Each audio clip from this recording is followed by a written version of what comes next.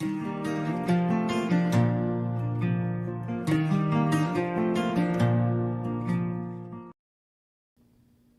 everybody. Welcome into our latest live broadcast. I'm Kerry Holzman. I'm Mitch Morrison. And we're back in Studio A. The kitchen, yeah. Just traveled back in time. Yeah, it's good to be here. Welcome to today's video, which is August the 7th, 2018. Oh, wait. No, 22. Yeah. Feels like we went back about 3 or 4 years. Yeah. So, yeah, we got all the equipment reconfigured over here, including the original Threadripper build, which is today's streamer. Well, it's Studio A streamer. It's been Studio A streamer for a long time. It took me a long time, about 2 years, to get that original Threadripper build stable. Right. And it was missing a ton of updates, driver updates, Windows updates, OBS updates. And then was that the one that we tried to put in 2 or 3 NVMe, in RAID? It was that one, right? That's it. Yeah, all those videos are still up and available for people to watch if you guys want to check them out. Yeah. And hello to all our friends in the chat room. Paul Garrett and Andy Kane, Positive Gene, Eddie Casanova, Tony Hughes, Alan Lindos, Patrick, Manny, Scotty, and Jim S. Gil Garcia, Jason. Someone said, is your mic on? Is it on? No, I had it on mute. So, good catch. Now I should sound a lot better than coming over my mic. Yeah. Okay. Hello to Matthew and Dom, as well as William Dawson, 3D Everything, my friend Ron Hillier there in the chat, Bob R., Jonathan and Luke Slater, our good friend Rick Lakes and Luke Greenia, as well as Captain Blinsky. Welcome in, everybody, and a thank you to Chris's Channel of Technology, who contributes $1.99 and says, glad to see you back at Studio A. I wasn't quite sure what today's video was going to be about. Normally I have a ton of projects and I don't have enough time to, whether it's a lot of like product reviews, for example. But I've been saving a lot of the product reviews for Amazon content. Right. So to do a build over here means I got to bring everything I need to build back over here. And then when we're done with the build, bring it all back over there. So I thought, you know what, why don't we just hang out? We'll take questions from the audience, preferably any technical related questions. And if you have any questions about, I don't know, about your trip, or you want to tell us about your trip? You just got back? Yeah, I certainly would start now. Planet Cryos with a $3 contribution, and Michael Lavelli just became a supporter of the channel. Thanks, guys. Yeah. So you were just itching. Wait, hold on. Ryan in Canada contributes $2 Canadian. He says, it's nice to see you, Kerry and Mitch, back at Studio A. And then we'll say hello to the pups here in a minute. Lyle's just sleeping like he always does on the floor in front of us. But you were itching to get out of the country. You're like, I don't care. I have to go. I have to go. Yeah. And, you know, if the travel restrictions are even slightly reduced, I don't care. I'm out of here. Yeah. And you were going to be gone 2 months. 2 months, and if things went well, if money held out, maybe 3. Yeah. Okay, so you left. I left June 20th, and I went to Singapore and spent a week there. Cleanest city in the world, beautiful, but very expensive. I mean, I would go to a bar and have a bottle of beer, and it was $15 for one. For one bottle. That's of the beer. U.S. equivalent to the. Yeah. Now you don't tip over there, which okay, but still, 3 bottles of beer, and they handed me the bill, and that certainly raised my eyebrows. What I could get, for $45 here in the States. But it was great in Singapore, so that was a week there, and then went from there to Malaysia, Kuala Lumpur, which I think is the capital of Malaysia, and spent a week there, and that was great because my hotel was literally a 3-minute walk to the street where it was a 2-lane street, but on this side of the street there were like 10 restaurants and bars, and on this side of the street there were like 10 restaurants and bars. So you were, and it was just hopping every night. I figured it'd be slow even on a weeknight, but no, it was booming And so that the fact that I could, that was a 3-minute walk from my hotel, so that was great. And then went over to the Philippines, and that's where everything went sideways. Yeah. Yeah. So It was super hot, muggy. Yeah, muggy. You told me everybody's still wearing wear a masks mask everywhere. Yeah, outdoors. Yeah, which I figured they were past that, and I don't mind, going in. It kind of seems dumb to walk into a bar with a mask on, sit down, and take it off while you're getting your beer. But yeah, that surprised me. People outdoors walking around when it's 90 out and 90%. And it's everybody. And it's everybody. They all have the... And I said to myself, I don't care. If I'm outdoors walking from here to here, I'm not wearing it. And, nobody ever gave me the stink eye or anything like that. But I'm like, and it wasn't like I was in crowds. I was, people would pass me, but I was walking. You're outdoors. Yeah, but I'm out. I'm like, I'm not doing it. I'm here just sweating. And, but Chad, I will tell you, as I've told Uncle Kerry, I went then from Kuala Lumpur and flew to Manila. And I went for a walk in a mall, and I met a woman. Yeah? Yeah. And very nice lady, 38 years old, never been married. And took her to lunch, and we kind of struck up a conversation. And I mentioned that I'm going to be spending a month in the Philippines before spending the month of August in Vietnam. And I mentioned a couple of places in the Philippines that I wanted to go to, and she said that she had some vacation time. So she's like, I'd love to go with you. Wow. And I'm like, I certainly, because you speak the lingo and your English is great, I'm like, come along. So that kind of, for the weaker... Too cheap to get a tour guide, so you gotta find a woman. Create a romantic relationship with a woman while you're there. Yeah. So no, that's really cool though. Yeah, but that took a lot. No, that's never happened before when you travel. I mean, if it did, you never told me. No, that was usually you're there, you're on your own, you do your thing. Yeah. And that just having to strike up a conversation with somebody, and you guys had some chemistry, and right on. So that made that 10 days certainly easy, because I knew I would never get ripped off by cab drivers or restaurants, because she could speak the she knew Malays or whatever they spoke. And so the rest of the time I kind of traveled by myself, and unfortunately I think I was on an island called Dumaguete, and I was running out of local pesos, I think is what they use. So I didn't use an ATM. I went to a legitimate bank there in Dumaguete and used my Visa debit to pull out some money. And no problem, I mean, it worked. And so to my horror, the next day, I found out that either the card had been skimmed or something like that. And that was the only time you used that card? The only time. And literally within maybe 10 days, it drained my account. And it was all purchases in that country? Yeah. Better to use a credit card, huh? Not a debit card. Yeah. So here I am at the end of July. Well, that'll cut your trip short. Yeah. With no money. I mean, I had a couple of credit cards, but it just kind of soured me on the whole thing. And so I'm like, I just don't really have the strength to do Vietnam.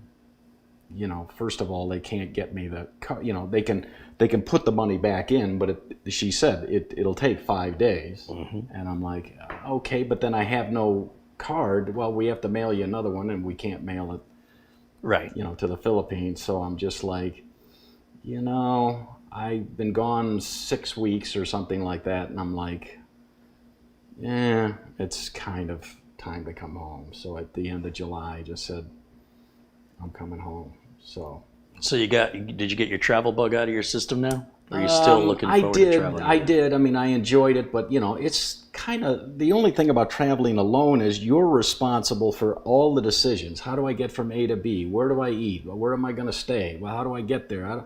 And it's just exhausting for an old man like me. I mean, I don't necessarily find it an adventure, and so I'm like, that was kind of long enough. And so, yeah, just a terrible flight back. What did I do? I went Manila to Hong Kong. That was pretty quick. That was maybe 3 hours. Then I had an 8-hour layover in the Hong Kong airport, just sitting there. Then I went Hong Kong to LAX, Los Angeles. That was 13 and a half hours on a terrible flight. And then missed the last flight from LA over to Phoenix. That was the last flight, was like at 11 p.m. and the guy's like, "You'll never make it," And so, because I was in Terminal 1, the international, it was over at Terminal 4. He's like, you won't make it. Yeah. Well, when's the next one? Oh, that's at 6 a.m. So now I'm stuck in LAX, for another 7 hours, sitting on the floor trying to sleep until that. So yeah, I got off the plane in Phoenix and I told the Uber guy, I said, I've just kind of come off a 22-hour travel. I don't even know what day it is or what time it is. You've got my address. I'll try to stay awake if I can, but if I doze, okay. So we just talked and I was able to stay awake. But I don't know, ever since then, I just can't seem to get my sleep schedule. It'll take a few more days. Yeah. I'll go to bed at 10, which I normally never do, and then wake up at 3, and it's tough, kind of getting back on. But again, there are some irritants about foreign countries compared to the good old USA. Well, So, yeah, I mean, that's, I mean, ideally you go with the right state of mind, that they're not irritants, but rather Right. novelties, knowing Right. that you're not living there with the whatever modern conveniences you're used to or the Yeah. cultural behaviors you're Yeah. accustomed to. You definitely can start missing, depending on where you are, something as basic as a public restroom or the amount of them, or Right. even just the weather being Yeah, so or humid, where they are and things. So, or the types of diets that they have. Yeah. There's a lot of Rice. seafood in the Rice. seafood and rice in the Asian countries, generally speaking. Yeah. But look, I'm glad you got the experience. I'm proud of you myself. You got to share it yeah. with somebody, which was cool. Cool, yeah. See, to me, that's what I wouldn't like about traveling alone, is I've got nobody to share it with. Right. So on a rare occasion when I've traveled alone, it's typically for work. Yeah. So I'm going to Miami for the Acronis Summit. I'm going to Las Vegas for the CES. And I just try to entertain myself. But at the end of it, I usually don't come back feeling like I was on a trip. I feel like I was working the whole time. Yeah.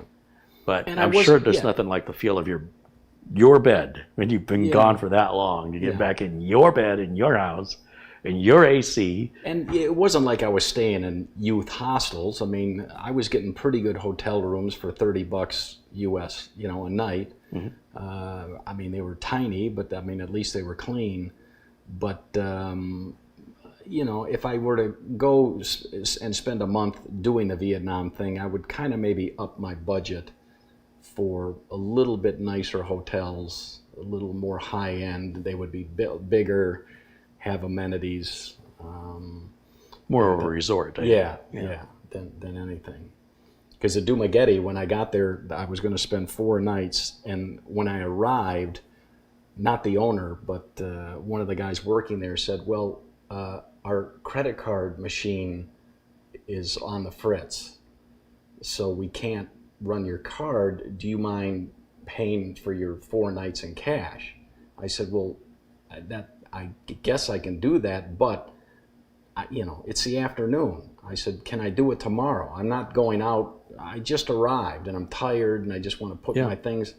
He said, "That's fine." So little irritants like that, where I should have probably said, "No, that does not work for me. So if you can't fix it, I'll go somewhere else." No hard feelings, but no, I don't want to pay by cash. That's why you travel with a credit card. It gives me a receipt, and so live and learn. Again, I hadn't traveled since before COVID, when I spent the month in Thailand, and And other than that, you know, the little things where, because with the blonde hair and tall and they're all black hair and short, I mean, you know, cab drivers, they all want to put the bite on you, thinking you're this, you know, rich American, you know, and so take you there, and you know, whatever price you're asking, how much, you know, they're instantly in their mind probably doubling the price, and so I'm sure those opportunities don't come around too often. No, but they did have the similar to Uber, they did have Grab cars, so that was nice, because then from like the hotel, if I wanted to go to a rooftop bar to watch the sunset or whatever, you just put in where you are and the address of the rooftop bar, and then the Grab app would tell you how much the fare was. So that was, then I didn't have to negotiate, you know, with guys, and, you know, some would put the meter down, some wouldn't, and you're like, you know, come on. So that, but overall, you know, interesting. I'm glad I did it, but traveling alone, I don't know. I'll have to think about my next trip. Ryan just contributed $2. He says, you should have come to Canada, Mitch. Hey, I'll tell you, that's for sure. You got the language down. You got the A part. I got the A part. So unless you're in Montreal, then you're back to square one. Yeah. I just think 6 weeks was probably a little too long, is what I'm guessing. You know, not that you would want to do a whirlwind, because I liked spending 4 or 5 nights in each of the cities, because then I didn't feel rushed. I could get up, and what am I going to do? Well, we sure enjoyed the little clips you sent us there. That was really cool. Yeah. You know, from Kuala Lumpur, from Singapore. Malaysia, and I think from the Philippines, where you had that mountain in the background, the volcano. That was. Yeah. It looked like you were in front of a painting or something. You know, Mitch really didn't leave. He was standing in front of a green screen the whole time. Yeah.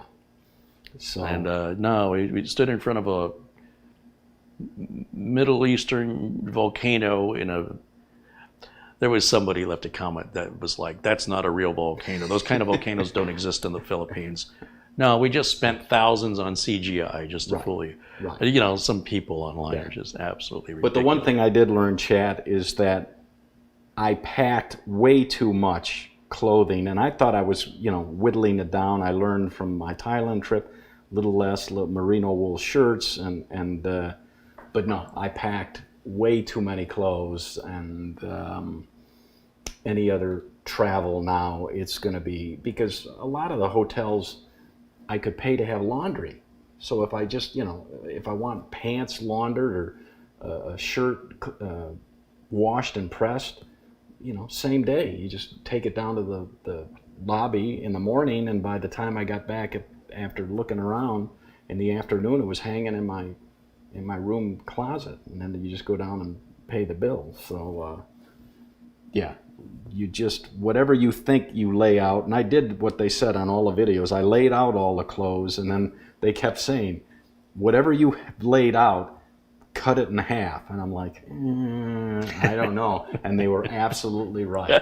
You lay out your clothes for the length of time of your trip, and then you just, now if you're going someplace, that you're having to wash it in a river, I mean, you know, beat it, almost all hotels now have that. Yeah, have that service. Yeah. And so, so that backpack, and, you know, I thought it weighed a ton, but I put it on the scale. I think it was only 22 pounds, but I'll tell you that putting that on my back. Plus the heat, plus the humidity, plus the mask. So,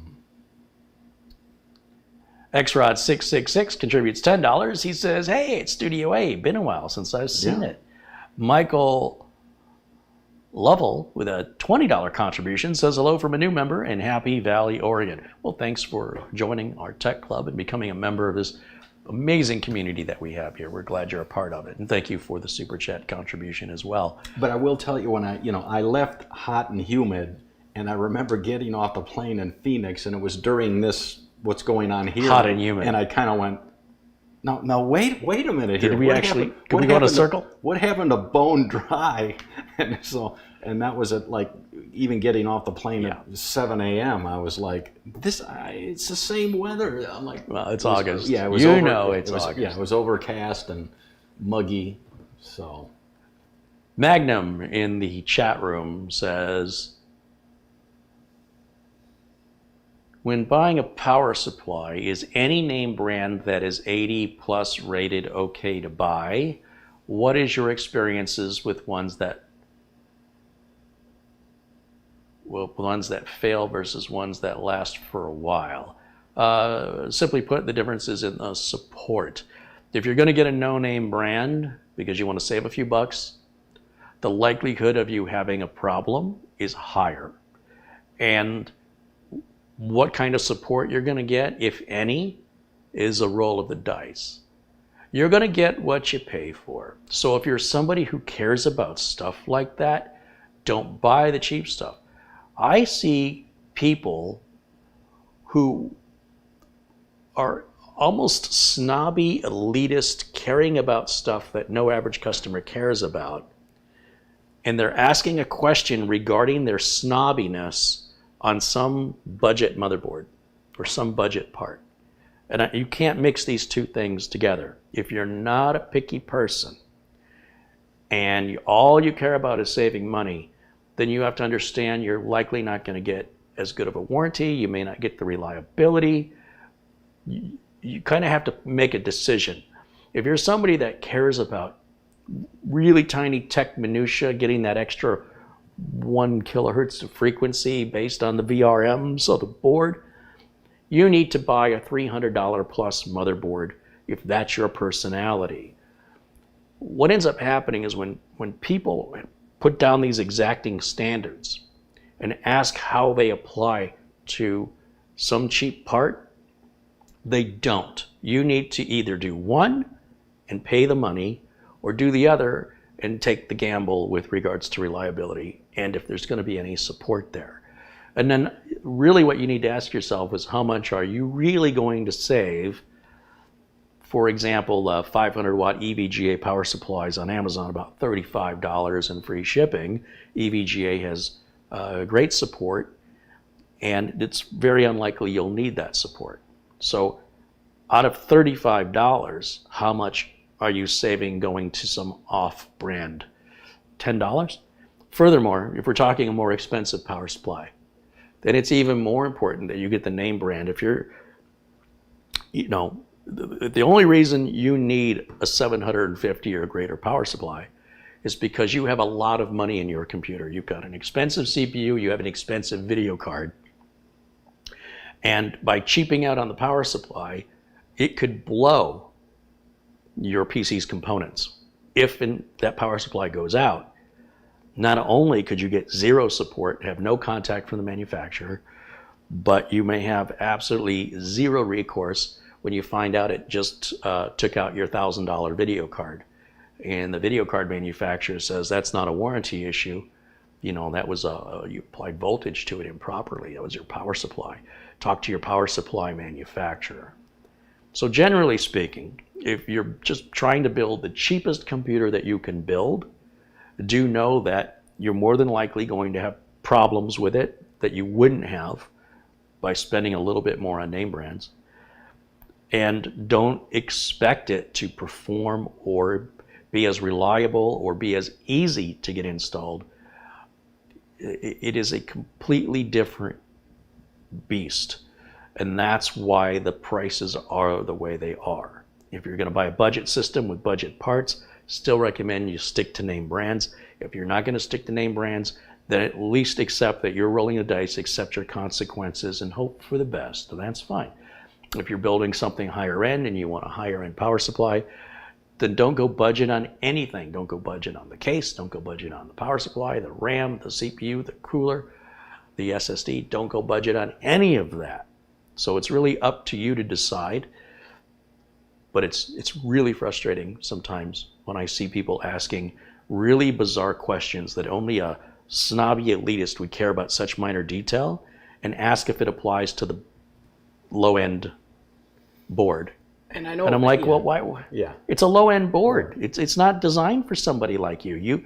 If you're going to be that demanding, you need to spend more money for something like that. Yeah. To think that you're somehow going to get what these demands are unlike what 98% of customers ask for. There's something they're picking it up in YouTube videos or Reddit forums. They're picking up this concept, and it's almost like poisonous information, and they're just very, very difficult people to please.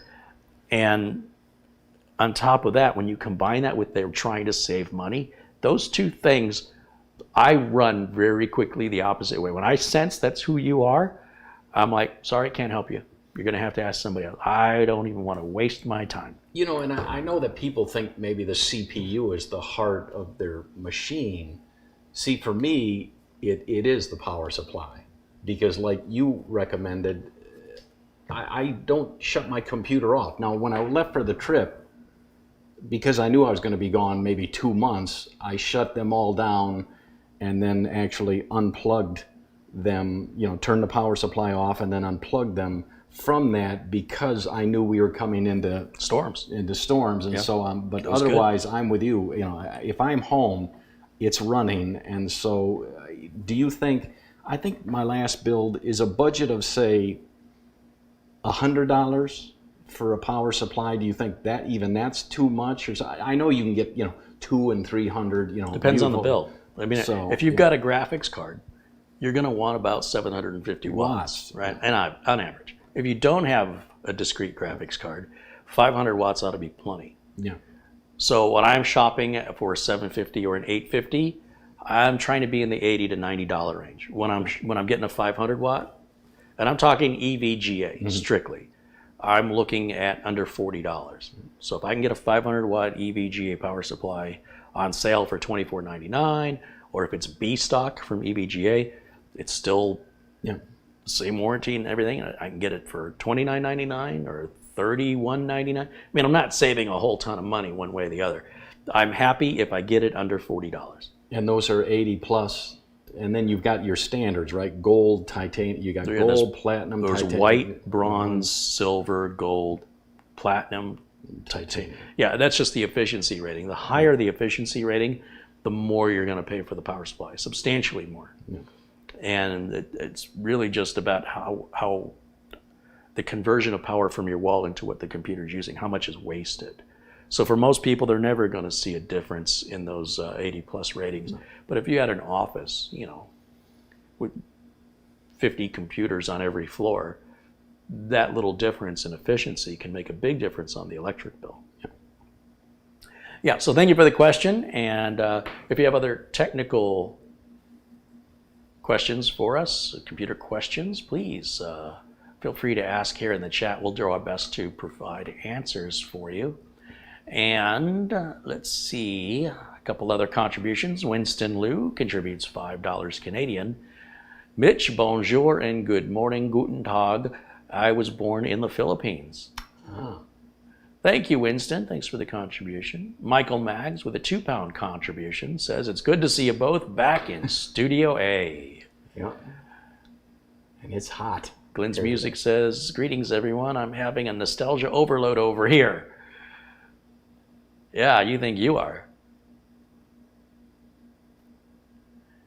And Captain Blitzky says, right on, Mitch, concerning the importance of a high-quality power supply. Well, and like Uncle Kerry's been telling you, Chat, is that I got in the habit of, in January and June, so I clean my desktops twice a year, and I even with it just being 6 months apart, I'm shocked at the, I do have a dust filter over the power supply, and even for just 6 months, when it comes January or June, and I pull everything off, I'm still shocked at the amount of dust. It's a desert, though, you know. Yeah, but like think you of all said, the people that don't realize they've got that little screen underneath their computer. Yeah.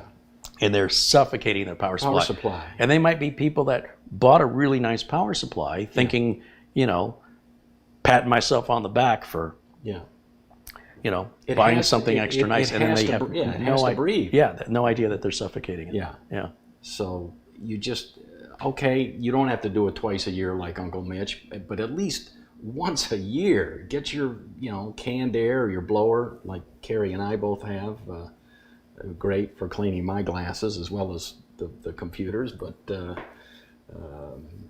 that's you got to do it. I mean, you don't want dust in there. Get it out of there. At least once a year. Yeah. So Blow out everything that has a fan, CPU cooler, case fans, and the power supply. The power supply is a little tricky because it's enclosed. You have to kind of hit it from the back of the computer and from under the computer. your computer will thank you. Remember that. Yeah, be more reliable. Yeah, and it'll run and not overheat and you won't get into problems. So. Scotty says, Carrie, please rethink DVR mode. I can't stop the stream to get a coffee. Well, Scotty, it's intended to be live, and I appreciate the feedback. However, for 2 people that have asked me to turn it back on, there's about 75 people that have made my life miserable because they don't understand that they're not watching the current amount of the live.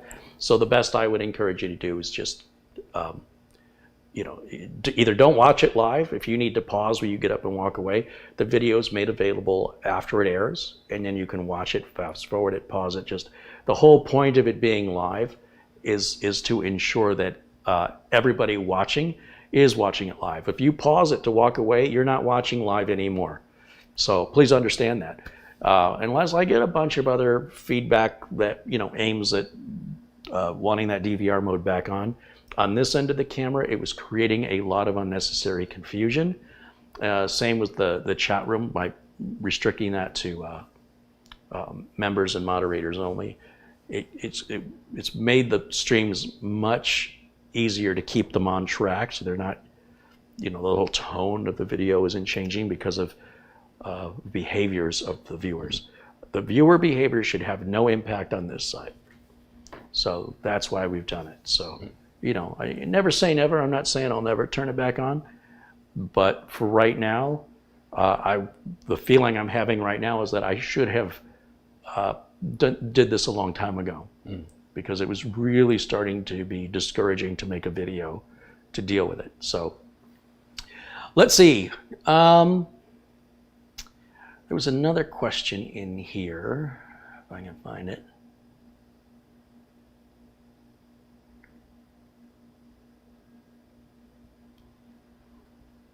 Adam Jett says, Carrie, does it hurt to have an extra power supply as a backup? That's a bizarre question because there is not a yes or no answer to that. Most people are not going to have a backup power supply. When I'm doing work for clients and businesses where if the systems go down, it's costing the business money, even then, we don't have backup power supplies. I have power supplies in inventory. The company calls me and I go over there and take care of it. If you want to spend money on a power supply to keep it in a box and you're going to assume that that power supply works, that's on you. If you want to buy an extra power supply, go through the trouble of hooking it up to ensure it works and then put it away and then hope it works a year later if you need it, again, that's up to you. I've never heard really of anybody having a spare power. I've never really heard of that, but it's your money. I think I saw a tool, I don't know how much it costs, where for testing power supplies. Have you seen this where it has the adapter so you can plug in the 24 pin or the CPU and then you hit some buttons and it runs through a thing that either says, pass, or fail or something. But instead of having to do it on a second motherboard or this or that, I don't know whether it's 80 or $100, but it kind of looked like almost an auto tool or something. But I'm like, oh, that'd be one quick way to I'm not. Yeah, but it isn't. But it's not No. testing. It's not really. All it's doing is it's testing if the output voltage is within the right. So it could be like a car battery. When a car battery is weak and the car won't start, you can still measure 12 volts on it.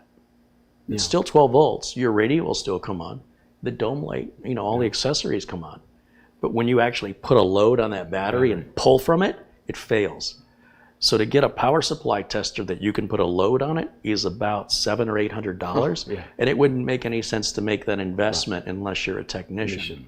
And given that power supplies are relatively inexpensive, for the amount of time it takes to get the power supply tester, hook it up, do the load tests, you could already have swapped the power supply out, and already determined if the power supply was bad, because test results are not always accurate, even when you put a load on it, unless you're putting a equal to or greater than load in the system. If the load you're putting on it during testing is less, then it may still fail and the test results are not accurate.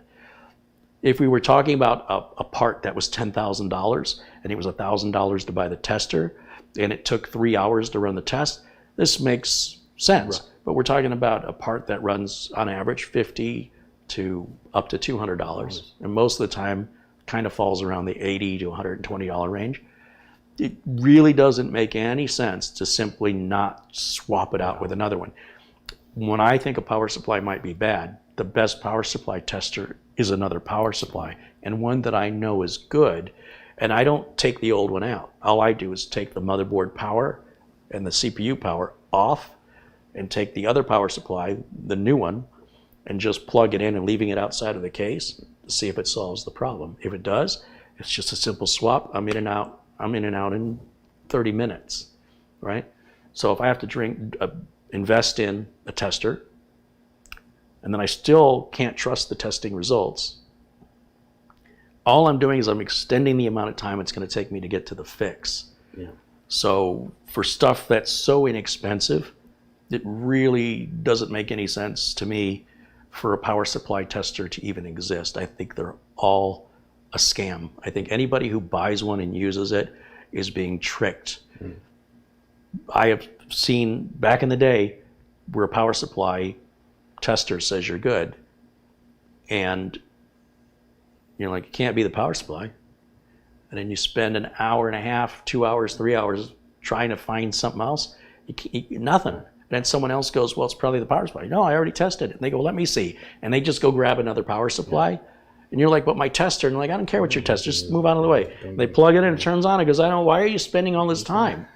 Especially if it's your boss. Right. I'm not paying you for this.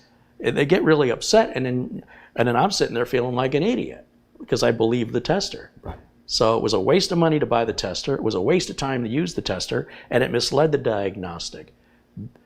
Basically, these testers are so basic, these ones that they sell today, that if your power supply is dead, the tester will say it's not working. And if the power supply turns on, regardless of whether or not it's actually working, but if it turns on, in most cases the power supply tester will say it passes. So it's completely a waste of money, a waste of time, and it's completely misleading and highly untrustworthy. And I've only built, okay, let's say 8 or 9 desktops in my life, and I had one for, I'll bet 8 or 9 years. I've never had, knock on wood, I've never had a power supply fail on me. Yeah. But I've always gone, like you said, with name brands. Mm-hmm. And kind of a little higher end, $100, $120, which most people would go, but I'm like, maybe the capacitors in there, circuits are a little bit better, nicer, and so I'm like, but I've never had one go bad on me. Well, and it may not be anything to deal with the manufacturer, or it could just be that there was a storm, there was a car hit a pole of the intersection, and the electricity spiked, and it happens. A lightning strike has taken out equipment, and just random, just completely random, that has nothing you could have predicted. But yeah, also if you buy a good name brand power supply, they're pretty reliable these days. And again, you're always, cleaning them twice a year. Yeah. And that's also part of the reason that you've never had a failure. If you just do what most people do and ignore it till there's a problem, you're more likely going to have a problem sooner. Yeah. But, that's all just statistics. It's not a guarantee one way or the other. Just looking back in the chat, again, if you have any tech questions for us, we'll do our best to provide an answer for you today. Are graphics cards kind of coming down now? I wanted to get your opinion on that. Is the supply chain is still twitchy? But everything I'm kind of seeing now, that it's a lot easier. You're not having to, pay double the manufacturer retail. In some cases, the prices are cheaper now than they were. Okay. Before the pandemic. So that's that's good to know that they're kind of back plenty in of inventory, and they're reasonable prices depending on your budget. So I just, Yes. integrative graphics are fine, but if you even want to dip your toe into the video editing like me, you got to have a graphics card. And so it's nice that, they're now available, whereas before they were, you were getting one on the not the black market, but whatever. Scalpers. eBay, scalpers, double the price, and people were killing each other just to even No, pay you double. can go to Amazon, Newegg, wherever you, Best Buy, whatever. Cards are back to being available. And not only available, but in some cases selling for cheaper than they did before the pandemic, which I didn't think was ever going to happen. I thought the prices would eventually come down, but never be where they were. They're already back where they were, in some cases better than that. Yeah, I mean, there's all kinds of sales happening on graphics cards. Nice. Also, NVIDIA's got their 40 series, so they're going to be blowing out the 30 series. Right, which is still a great card. Right? 20 series is still a great card. card. And even the 1080 is nothing to sneeze at. Right. And then Intel's got their Arc graphics cards that should be coming out as well. And then, of course, AMD's got the new CPUs coming out, and Intel's got the 13th gen coming out. AMD CPUs are going to be using the new 5 nanometer process, that's crazy. And so it's a great time to build if you can afford it. well, it's not a great time to build because if you want the latest and greatest, right around the corner is a bunch of new stuff coming. DDR5 is going to be pretty much what's going to be the standard on 13th gen and the new series of Zen processors from AMD. It's going to be, so we're going to see that shift. PCIe 5 is already integrated into the boards, but we should start seeing Gen 5 NVMe's next year, which are going to double the speed. So the one constant thing is change. Everything's moving forward. If you always want to wait to get the best, you'll always wait and never get anything. If you are one of the people that adopts the 40 series card or the new Ryzen processors when they first come out, then you'll also be dealing with a lot of the issues. The fact that it's an immature platform. You're going to pay more for it. They're going to be hard to get because of supply and demand when it's new.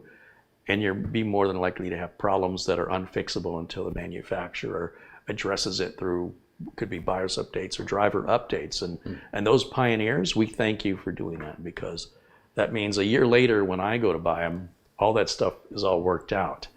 So in a way, is it a good time to build a computer as far as being able to get the parts? And pretty much across the board, DDR4 is easy and cheap. SSDs are easy and cheap. Motherboards, pretty plentiful. Cases are plentiful. Power supplies are plentiful. Graphics cards are plentiful. So yes, in that sense, it is a good time. Right. But what you buy, I'm just telling you, is going to be last year's model within a couple of months. Yeah. By the first of the year, that's going to feel like it's older, but there's nothing going to be wrong with it. And the new generation isn't going to be that much faster. It's about 10%, maybe 15% from generation to generation. So if you're skipping 4 or 5 generations, that's a worthwhile upgrade regardless. But if you're going from, say, whatever model CPU to the next generation of CPU, with everything else, being the same model, like i7 to i7 or i9 to i9 or Ryzen 9 to Ryzen 9, it's maybe a 10 or 15%. And 10 to 15% is barely noticeable when we're talking about these huge numbers they're delivering now.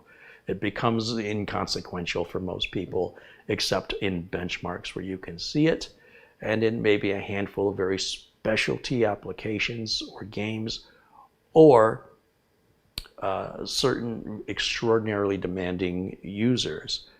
But for the vast majority of us, it's not going to be night and day or anything like that. It's more of a psychological result than a result. So if you need a machine, build it. If you've got the budget for it, do it now. Like you said, don't delay. Build today. We'll put that on a t-shirt. Don't delay. Magna says, I'm doing a gaming build right now, and it only cost me $450 to build. Well, that's not a gaming build. A gaming build has to have a GPU, and not a crappy one. A gaming build, as I define it, wouldn't cost you less than $1,200, and half of that is going to be the GPU. Any GPU under $600, in my opinion, is not a gaming build. And I would not label a computer a gaming computer with like a 1660 graphics card. Right. Yes, you can play games on it, but come on, it's barely a gaming computer. So You want that 4K. So to say I'm building a gaming computer for $450 is like me saying I'm building a sports car out of a lawnmower engine. I mean, you can't. But if that's what you want to call it and it makes you happy, I guess it's just a little misleading if people don't know the difference and they're like, how can he do that so cheap? But because it's not really that. He's stretching the definition of that word. He's redefining it to a lower value. But it's all good, man. Building your own computer is a lot of fun. Yeah. Like Carrie says, you do it once, there's a pride there, and you just say to yourself, I can't wait to build a second one. So it is a little addicting.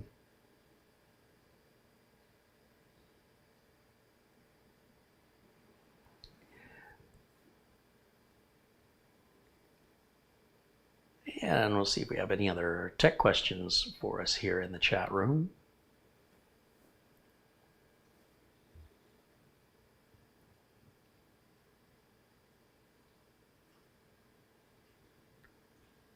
And while Carrie's looking, Chad, I will share with you, much to my horror, being out there 7,000 miles from home in the Philippines and Singapore, what I saw was a world of human beings all doing this. All looking at their phones? All looking at their phones. Nobody's looking up anymore. To my horror, and I just said to myself, this is a true addiction of the world, and just everyone is going to have a stiff neck because, everyone, it never was up here. It was always kind of down here. So like Carrie said, nobody kind of looking around but me because I kept my phone in my pocket because I'm not a big picture taker. I'd rather, have the experience of something. So I was just blown away of, a world of people addicted to this little tiny thing that can do a lot. But that shocked me. I just couldn't believe it. Glenn's Music says, the audio and video today are excellent, 10 out of 10. Well, good. That means I adjusted everything. I mean, like I said, I adjust the camera so infrequently and the microphone so infrequently that I can't remember which settings were the ones I needed to change. And so while I've been sort of in this mode because of the new XF705 camera, and because that camera, you can fine tune, oh my gosh.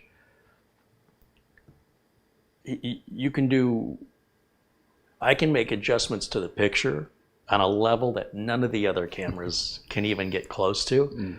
So I ended up, I got this remote controller for it. It's a $1,900 remote control. And somebody was selling one on eBay that was used, I guess, in a church for $1,100. So I ordered it, and I just got it, and unfortunately they didn't include the cable that goes from the remote controller to the camera. Okay. And there's two different kinds of cables. Now, the one cable is this round, like 5-pin cable, which is like $250 for this cable. But the one that comes included with the unit is a 3.5 millimeter jack on one side, or plug, and a 2.5 millimeter on the other, and it's a 5 meter long cable. And it's included in the box. There is nothing else that I'm aware of that you could use that cable for. So when I didn't get the cable, it didn't make any sense to me. And when I looked at the eBay listing, it doesn't say it's not included, but it also doesn't say it is. Okay. And it shows a picture of the unit so you can get an overall idea of the condition. And they say it works fine, but how do they know? So I thought, no big deal, I'll just order the cable, and I can't find it. It doesn't seem to exist. I don't see a Canon part number, not even in the manual that comes with the remote controller. And I don't know if I can simply get a 2.5 to 3.5 adapter and then plug a 3.5 to 3.5 15-foot cable, maybe that'll work. I don't know. But the idea that it was all one cable and it was only 15 feet, which is exactly what I need in Studio B. And I'm this close from being able to use it, but without that proprietary cable, with no part number, I'm thinking I'll email Canon support and just ask them. I'll say, the dog chewed through the cable or something, or I lost it. How can I get another one? Yeah.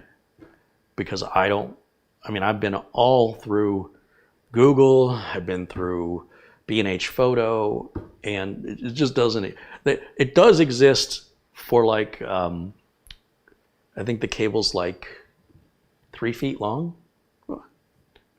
What good is a remote control it from 3 feet away? And with that, once you get the cable and you have it plugged in, then there is Studio B. You have a little thing that you can adjust on the fly, camera settings or something like that. This thing has like 40 buttons and knobs on it. I can adjust the black gamma levels. I can adjust the ND filter. I can even get into the camera menuing system for the buttons it doesn't have. Okay. Well, being away from the camera, and it's about yay big, about that wide, and it's just lights and buttons and dials all the way down. And the idea that this can communicate with just a single jack like that, the 5-pin cable makes sense to me. Right. But it says that the only difference, I guess, between the 5-pin cable and that, and you can only use one or the other, you can't use them both, is that the 5-pin cable, I guess, allows you to run multiple commands at the same time. And I don't need that. I'm only going to be making one adjustment at a time. So I'll have to do a little more research, but I was kind of on the fence. Do I send it back and say, never mind? Or, because if I buy a new one, it's $1,900 plus sales tax, so we're about $2,100. Yeah. So that's almost doubling the price just so I get that 15-foot cable. It's worth an email to Canon. Yeah. But it's just delaying, right? Right. Now I have to wait for what they have to say before I can even move forward to order something, then wait for that to arrive. Then I can plug it in and test it. And if the thing doesn't work, I hope I have not passed my return period to send it back. Yeah. So I'm a little bit nervous. You could try the adapter too while you're waiting for a response. I could. You could try. I could. That won't run you a ton of scratch. Nah, probably be about $30 between the adapter and the cable. It's not that expensive. I could. And with Amazon, I could send it back too. Randy Reed in the chat room says hello.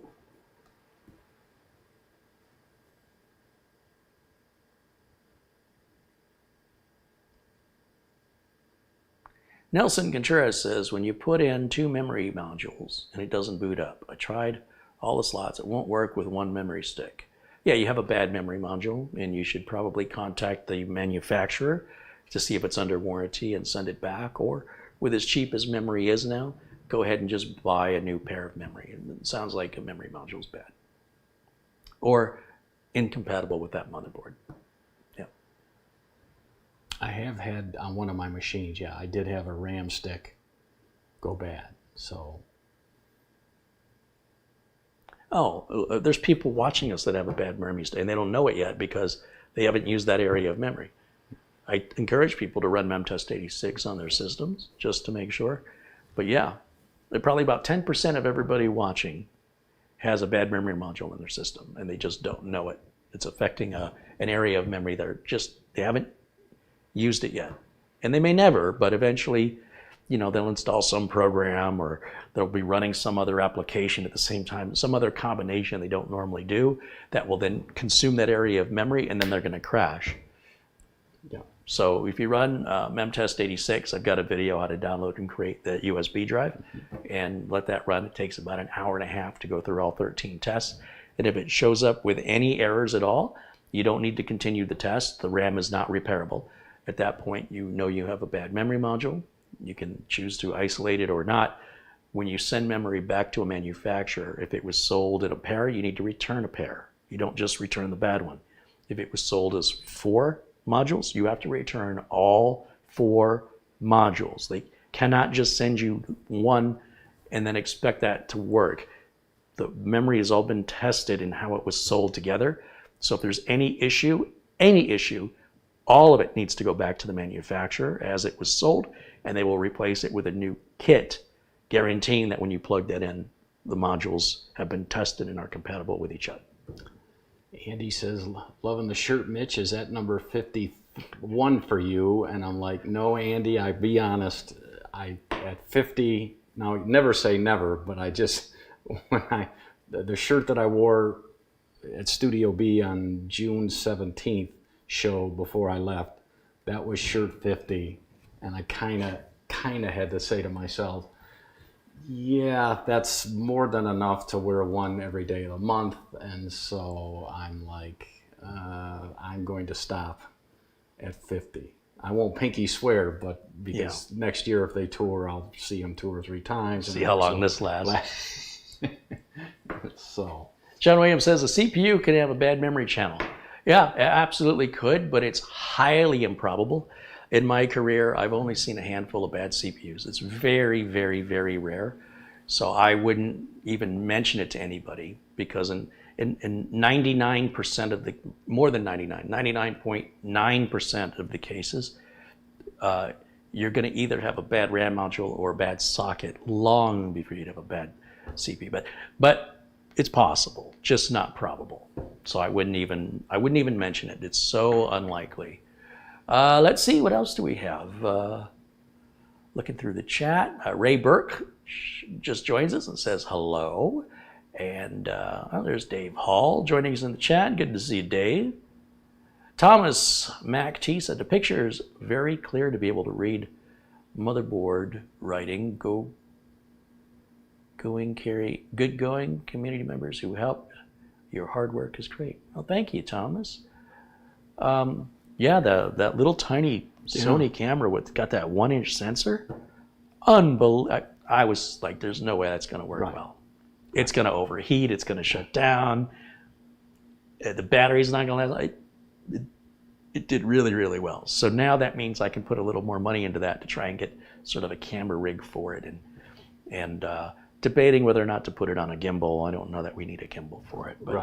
But anyway, unbelievable how well that worked. But it still doesn't give me the precision I get with the camcorders. Like even the white balance settings, they jump by increments. I can't fine tune it like I can. So, for what it is though, blows my mind. But Camera Girl was holding it. In other words, can you at least get a stick or something like that? Well, she had it on a stick. Oh, okay, yeah, because that makes a big difference where, versus just hanging onto it. So yeah, no, she wasn't hanging onto it. Yeah. But she still has to reach forward to zoom. Oh, okay. And so,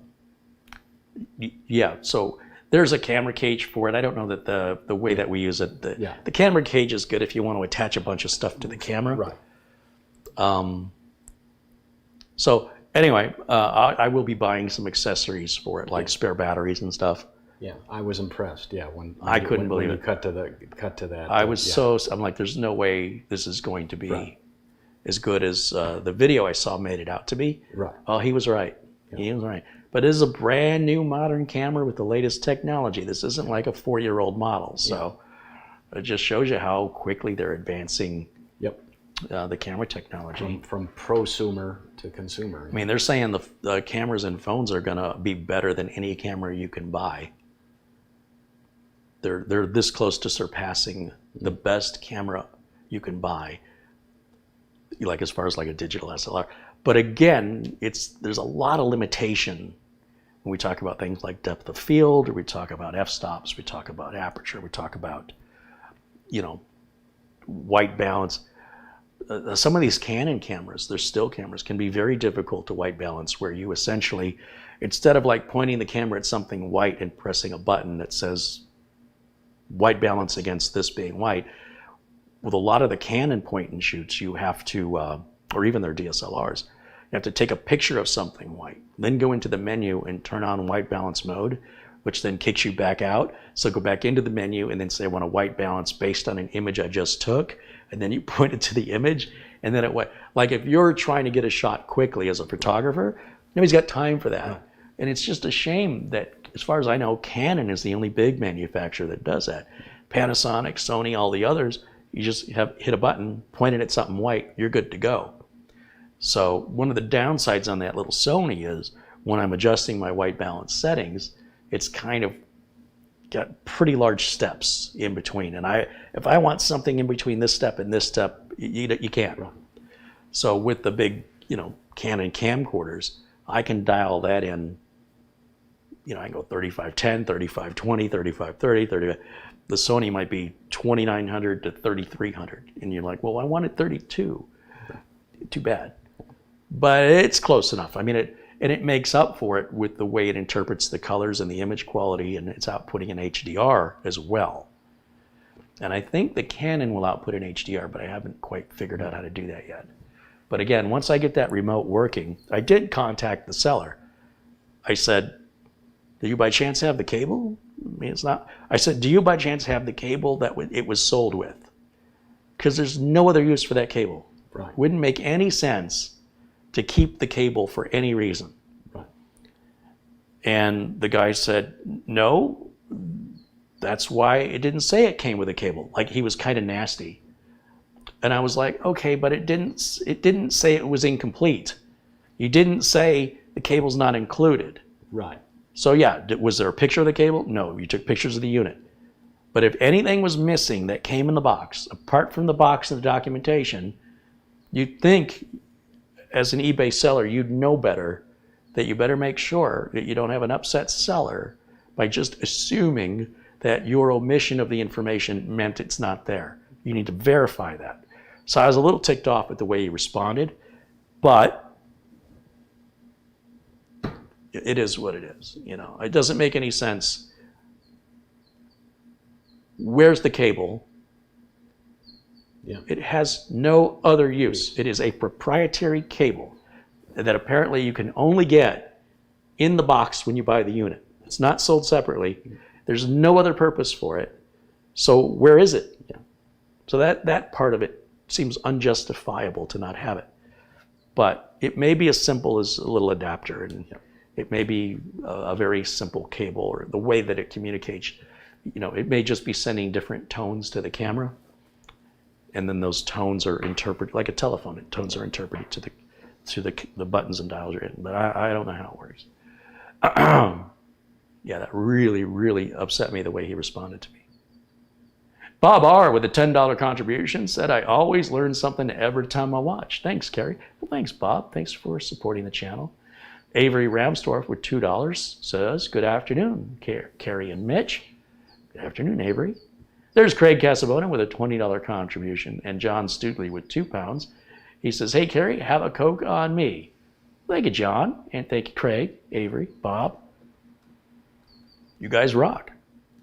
There's Marty Yoel joining us in the chat. Hey, Marty. Good to see you. Ron Sprague and Eric Fletcher, Joe Justice, and Joseph Hawkins, Jose Del Nito, all joining us here in the chat. There's our good friend Marvin Jameson. Good to see you again, Marvin. Hope you're doing well. There's Linda Hudson joining us. Somebody says, Jose says, greetings from Chile.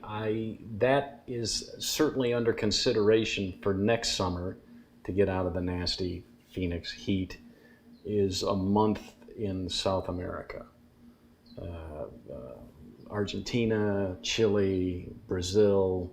Be a lot easier of a flight. Beautiful country, but I don't know. I'll be pretty old next year, and so You're going to be old next year. Yeah. So I don't know how to tell you this, but you're old now. Yeah. $20 comes in from Marty Yoel. He says, good to see you two and chat.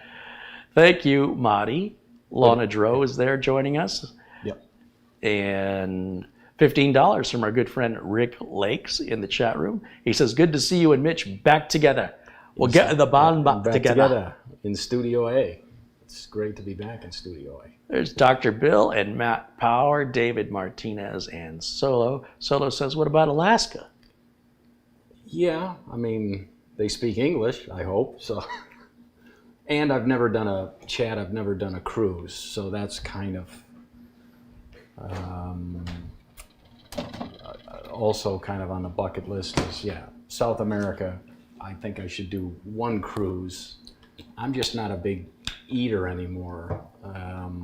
this trip, I ate very good, very starchy, and drank like a fish. Very starchy. Very starchy. And That's my kind of diet. Yeah, and drank like a fish. And as I was flying home, I said to myself, I'll bet I gained, between maybe 8 and 10 pounds. And to my utter horror, I got on the scale when I got back, and I gained nothing, 0. In fact, I lost. So I'm a little concerned about that, but yeah, I just thought I was eating good and local dishes and this and that and great beer, Tiger beer, and all the time, and thought that would put some weight on me, and it did not. So it must be that old tapeworm. You're looking thin. That old tapeworm act.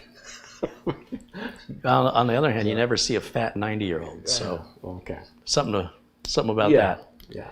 $50 Amazon gift card just came in from. This comes from. Doesn't tell me who it came from. Roger. Somebody named Roger. Well, thank you, Roger. Appreciate that. And Giordane just sent a $15 contribution in as well. And then before the show, there was a contribution from Robert Peterson. Was a $10 contribution. So a shout out and a thank you to you guys for helping to support the show. And speaking of which, there's Marvin Jameson with a $20 contribution. He said, here's a cold drink for you, Mitch and Mara. Right on. Well, thank you. Thank you, Marvin. Always, Marvin. I know Marvin mentioned he needed to talk to me. So hopefully after the broadcast, if you have some time and you want to reach out to me, Marvin, or Monday and Tuesday, I'll still have some time away from Studio B, and it takes me off my normal schedule, so I'm going to be a little bit more available for the phone conversations up through about Wednesday. So Lyle hasn't budged. He's like, let's see if we can move this over here a little bit. We'll go for a little ride. He's over here. Oh, I don't know if I can get the camera to turn that much. There he is. There's most of them. Yeah. Lyle. Like, he's so hard of hearing right now. And now Jimmy's going to get jealous. Yeah, don't bother me. You'll see if Jimmy's going to say hello. Come on over here, Jimmy. Come over here. Come here. There he is. There he is. Maybe if I stand this way, he'll look this direction. There's a good boy. What's your brother doing? Sleeping. Mm. Being a rug? Huh? What's up, my rug? Oh, he's out. Hello? Hello? Anybody home? He says, I'm home. There he is. There's my boy. He's like, what's going on? Don't bother me. Mm. Is it time for food? Not yet. You woke me up when there's no time for food? How dare you? That's rude. All right. Good boys. Yeah. You having a good sleep? He's, yeah, no thanks to you. Scruffy. Scruffy. Scruffy. All right. You got your cameo. Is Mitch panting and slobbering? No, that's not me. I've had my saliva test. All right, before I went on my trip. So we can put this back how it was now. I'll never get it back the way it was. Watch. Right. Let's see. It was somewhere around there, and then I had it moved over this way. Yeah, it was closer to the monitor. Yeah. Geez, now it seems really crooked. And chat, on the subject of travel, I've got 4 brothers and sisters, so there are 5 kids in my family, and of course the talk is they all want to go to Africa to see the animals before they're all gone, and so I'm like... You're like, I'll provide the soundtrack. Yeah, I'm like, a little pricey, I mean, to go there, besides, I'm sure. Besides the plane ride kills a day going. and a day coming back. And so that they say that they want to do it, but saying and actually setting it up are two different things. So Les Stevenson says the heat has got to the dogs. Oh yeah, I'm sure. It's August in Phoenix. It's the worst possible time you can come out to Phoenix. what is it? It's got to be about 102 out there right now. Besides it being a little. It's going to be about that all week this week, about 100 to 103 every day, with that super high humidity. Yeah. Ken Musidic wants to know how I'm liking the final floor. Oh, I love this floor. I wish I could have done this a lot earlier. It's the best thing that I've done to this house was this floor. Yeah. It's made such a massive difference. There's $10 coming in from Tony Cheek. He says, good afternoon from Winston-Salem, North Carolina. Good afternoon, Tony. Thank you for your contribution. Frankie B contributes $19.99, and he said, here's a little something. Good to see Mitch. Well, thank you, Frankie B. Yeah, good to be back in the good old US of A. And that was Roger Bell who sent that $50 Amazon gift card. Thank you, Roger. Watching us from Pensacola, Florida. Matt Power says, Africa has poisonous snakes. You know, poisonous snakes are pretty common around the world. You ever heard of a rattlesnake?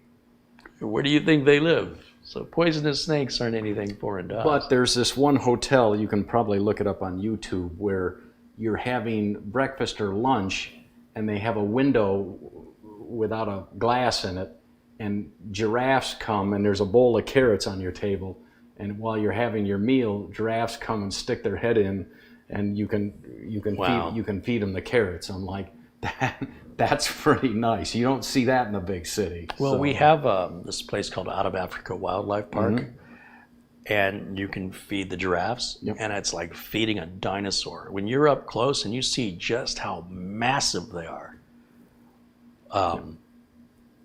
you know, it's one thing to look at a giraffe at a zoo enclosure. It's another thing to have one like bend down to take a carrot from your hand, and their head was like, I was like, oh my gosh, it's like a dinosaur. Captain Blinsky contributes $10. He says, thanks for spending Sunday with us. Oh, speaking of dinosaurs, chat, now it's time. He reminded me, it's time for corny joke of the day. Oh no. What do you call a sleeping dinosaur? I don't know. What do you call a sleeping dinosaur? Z-Rex.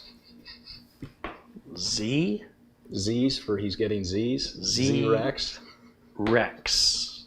Sleeping dinosaur? A little over your head on that? What's the Rex part? Instead of T-Rex, Z-Rex. Oh! Sleeping, yeah. Oh! I thought that formed another word that was something. All right, you got to work on these. Yeah, drugs not kicking in. Well, that's why they're corny. All right. You know what? They just need apparently more powerful drugs. Yeah, better jokes. Yeah. Or better jokes. One or the other. Yeah. Let's see. 41 degrees Celsius in Montreal. Oh, that's hot. Ooh.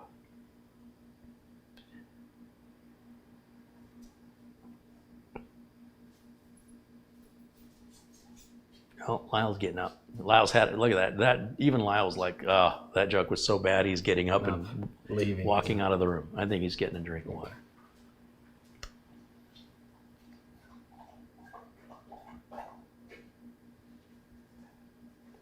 So if you have any technical questions for us, this will be the time. We're just kind of doing a freestyle live broadcast because we had the opportunity, and I really needed to get this equipment updated. You know, you leave this equipment off for a while, and like everything gets reset. I gotta turn the camera on, and it says I gotta re-input the date and the year and time, like the very first time I unboxed it. One of my cameras is so old that when I turned it on, the default year is 2013. That's where it starts. Jeez. And I was like, oh, I didn't realize that camera was that old. I never ever use it anymore. But it's a good camera for like, doing stuff with Subaru mic or things where it's really small and I don't care if I damage it. And it shoots in HD, but it's, a little tiny camcorder. It's one of my original HD models when I initially went to HD all those years ago. Yeah. Well, it's nice that you got this camera obviously dialed in, and we've got nice lighting here. Yeah. And we got a great internet connection Yes, over you here. do I over forgot how good the internet was over here. I'm like, oh my gosh, everything's so much faster. Give a shout out to Cox Communications, Gigablast. Gary Tatum's got a dad joke for you. Okay. Can you read it? With these glasses? No. Where is it? Right up towards the top. Why does NASA only run Linux? Because you can't open Windows in space. Put a bum. Boom. There you go. Better than mine, yeah. So.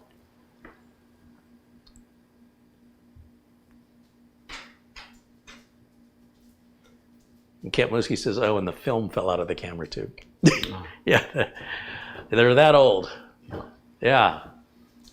Yeah. I had a Super 8 camera as a kid. We called that film spaghetti because, yeah, it was very, very thin and tough to edit, cut. And Scotty says he's got Intel driver updates that are overridden by Windows updates. The only time Intel driver updates will be overridden by Windows updates is if you do the Intel driver update first. If you go ahead and do the Windows update first, then do the Intel driver update, then it will stick. So it's an illusion that it's not sticking. What you do is go ahead and take the Windows update, regardless of what order, all right? If your situation right now is that you had installed an Intel driver and now Windows Update says there's an updated driver for the one you just did from Intel, go ahead and take that Windows Update and apply it. When you restart, then do the Intel driver again, and then when you go back to Windows Update, it won't offer to you anymore. It's just the order. It's really not a big deal. And furthermore, the driver updates, he's probably referring to Intel display drivers. Intel comes out with those display driver updates quite frequently, and they do get passed on to Microsoft to distribute through Windows Update. So the difference between them is going to be very minor. It's just the idea that you'd like to be able to go to Windows Update and say you have no updates, and go to the Intel driver support updater and have it also say you have no updates. And sometimes to achieve that, you absolutely must install those Windows updates and then install the Intel driver. And then if they're installing the Intel driver, the Windows Update then offers you another Intel driver, take that one, and then after that, put the Intel driver from Intel back on, and then it won't do that anymore. It's not really that important. It's more of an OCD thing than it is of really doing anything that's important to the system. But I do that. I will,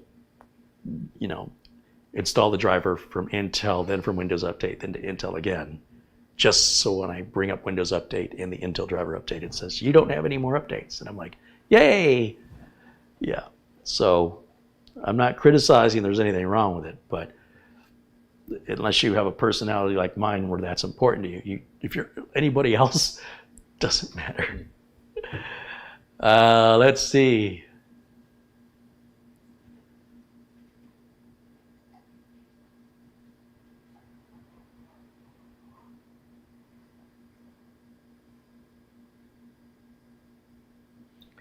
Robert Jones wants to know if it's possible to back up individual files from a hard drive.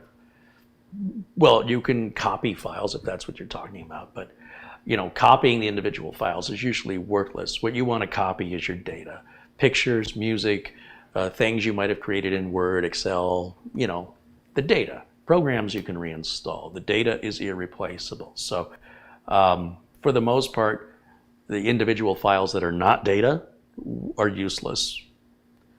Unless you're doing like a system image. Otherwise, I can't imagine any point in it. Or if you want to copy like an installer. So you had bought some program online and you download the program and you install it. What I would do is create a new folder, put the installer in the folder, open Notepad, put the serial number or product key, save that in the folder, name the folder, the name and version of the program, and then copy that folder. So if I ever had to do a fresh install again, I have the installer and the product key together in a folder. Anything like that, photos that mean a lot to you or whatever, I take Uncle Kerry's advice where I 3 different places. The cloud, one maybe a hard drive that I have on the desktop itself, and then an external hard drive that I don't take to a friend's, but it's just at least I've got things that mean a lot to me, whether it's this photos or that, on 3 different things. Duplicates. So I'm like, it doesn't take long and just a few clicks, and just for the peace of mind. If the machine goes bad, I've got one up in the cloud, and certainly for photos that you can never get back. I mean, those memories, yeah. Martin Wolfert says, I used to think I was indecisive, but now I'm not so sure. William Grayson says, Carrie, if I bought the Uncle Carrie's utilities and lost access to them, how do I get them again? I suppose you would provide your receipt to the support folks at D7X10 and explain the situation to them. In most cases, when it comes to computer software, if you lose it, it's gone. I mean, that's pretty well the way it's always been. Like if you went and you bought an Xbox game and you lost the disc, for the most part, it's too bad. Go buy another one. In this case, though, and in many cases with software, within a certain period of time of the purchase, you can often contact the company support, and they need to know that you're not a scammer, that you're just not making something up, and you will provide maybe there'll be an invoice number or a copy of the receipt, however that's presented, whether it's an attachment or just an email, and then you would explain that you lost the installer or whatever it is, and then I think in most cases the companies just re-provide it. And so I don't sell my software. That's sold by D7X Tech. They handle the payment, they handle the distribution, and they handle the support. So I would contact them. I'm making an assumption they're going to ask for a receipt, because otherwise how would they know you're just not making it up? But I'm sure, they're very, very accommodating. So that's what I would do. And then of course I would use this as a learning lesson, that anytime you have a piece of software, that you have duplicates of it if it's important to you, for just this occasion, so that you're not back in this position. That's why we make backups. So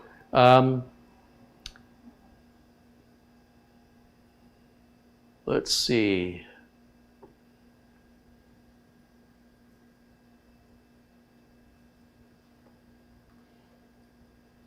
John Paul Bacon, no.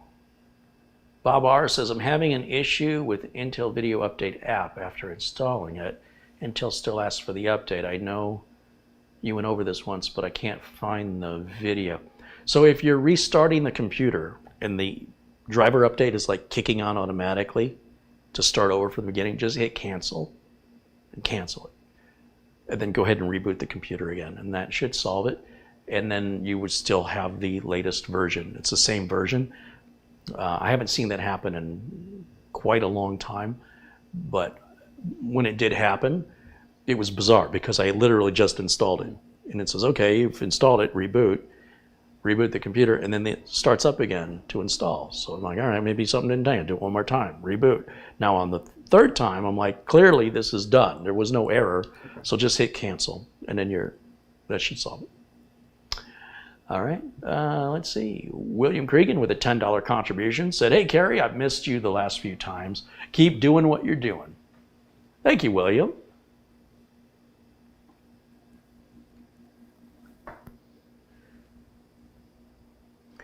DJ Ryan James says, good evening from the UK. Yeah, my father took me on a trip there once years ago. I found the people very charming and the country beautiful. Yeah, very much enjoyed my time in London. I hope to make it there someday. Not now, though. It's too hot and too COVID-y. Luke Grania says, the wife's laptop developed the dreaded Windows update error 800-73701. All attempts to fix this have failed. Good time for a hard drive upgrade to SSD and a clean install of Windows 10. Sure, why not? I don't know that error. I have no idea what he's talking about. And whatever it is, he makes it sound like I should be familiar with it. I've never been able to not fix a Windows update error, so to do a complete wipe and reinstall is like foreign to me for fixing that, or any Windows update error. But running a laptop with a hard drive, that's a whole nother problem. So I definitely say, yeah, you definitely want to get that to a solid state drive. And if that's what you need to happen for you to do that, and then no better way than to go ahead and kick it off with a nice clean install while you're there, just to prevent any issues and to make sure you're getting the best performance out of the computer. So for those reasons, but not for the Windows Update reason, I'm sure that can be fixed. But if fixing it means you're not going to upgrade to the solid state drive, then I'm with you. Absolutely. Go ahead and replace the SSD and do a clean install of Windows 10. Solo says, have you been to Japan, Mitch? I actually have, Solo. Before COVID hit, I went for a couple of weeks with my brother-in-law, and we visited Tokyo, took the bullet train south to Kyoto, and then I kind of always wanted to see Hiroshima, and loved it. I mean, loved the country. That was back when I had long hair, and I thought the girls would really go for me with the long blonde hair there in Tokyo, and walking around at night, they didn't give me a second look. I'm in a sea of I'm 6 foot tall, and I'm in a sea of short people with black hair, and I just figured, with this blonde locks, and they just like. You thought you were going to be big in Japan? Maybe it was my brother-in-law next to me, so sending out a bad vibe. That's what it was. Versus if I was solo. It was the aura. Yeah, so great country, yeah. Oh, let's see.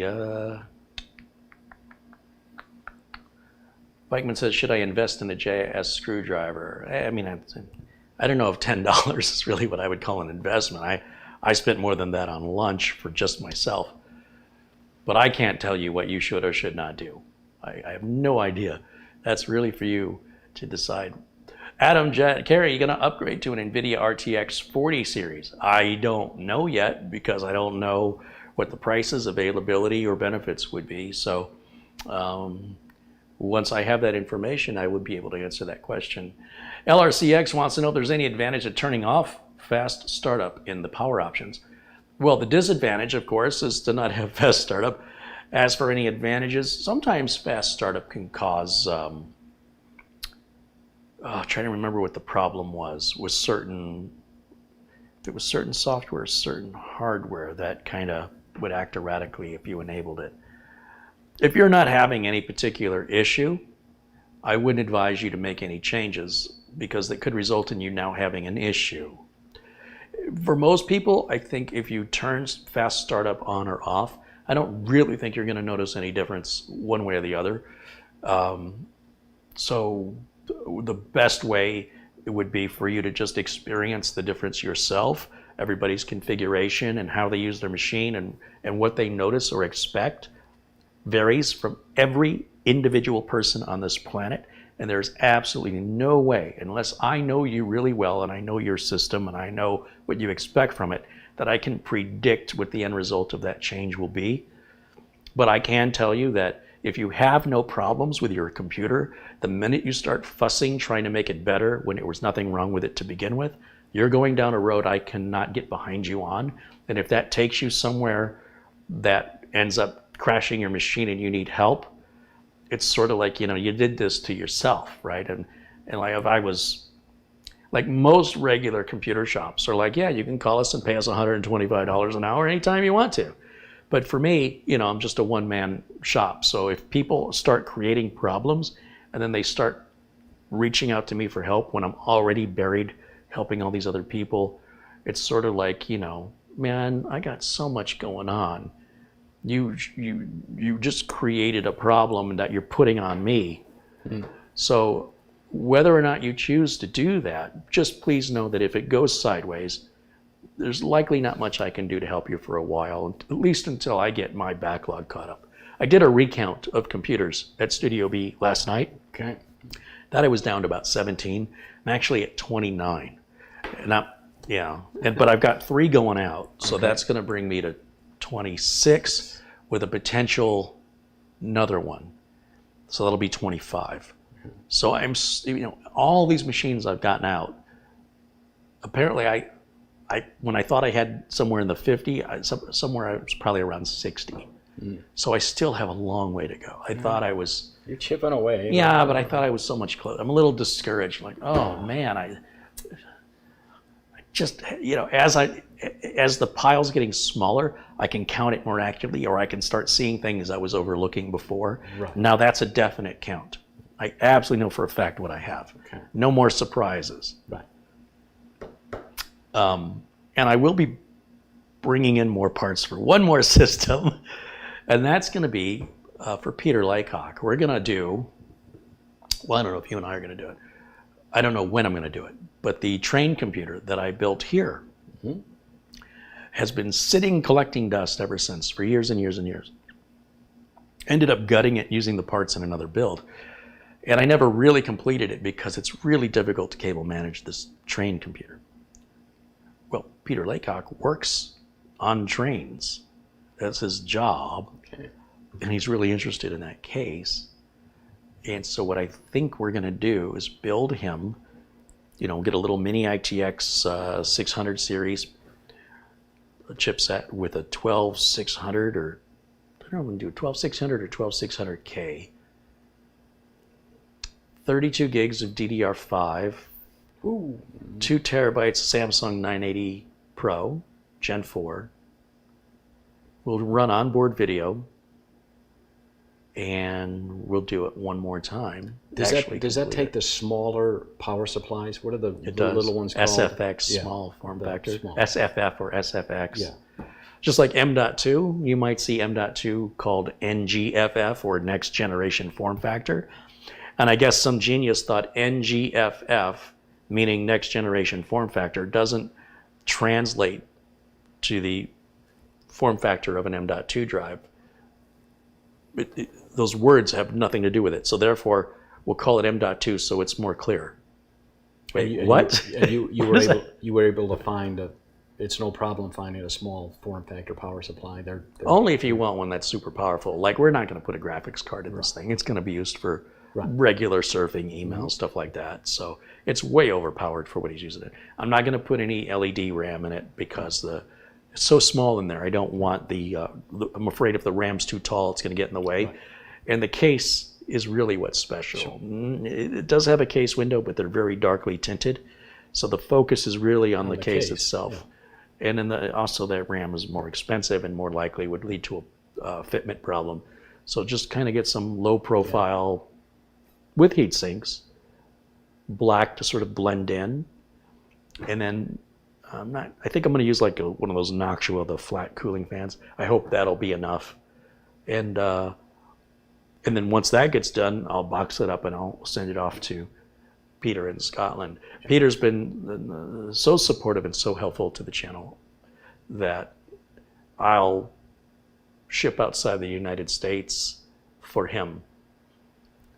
Well, again, if you do that build on a Friday, I'd love to watch you work your magic. Yeah, well, in so small of a, you're limited by the size of the thing, so it's. No, the hard part is once it gets into the case, because the case is divided between the train and the like a coal car that's attached to it, and you have to run cables between them.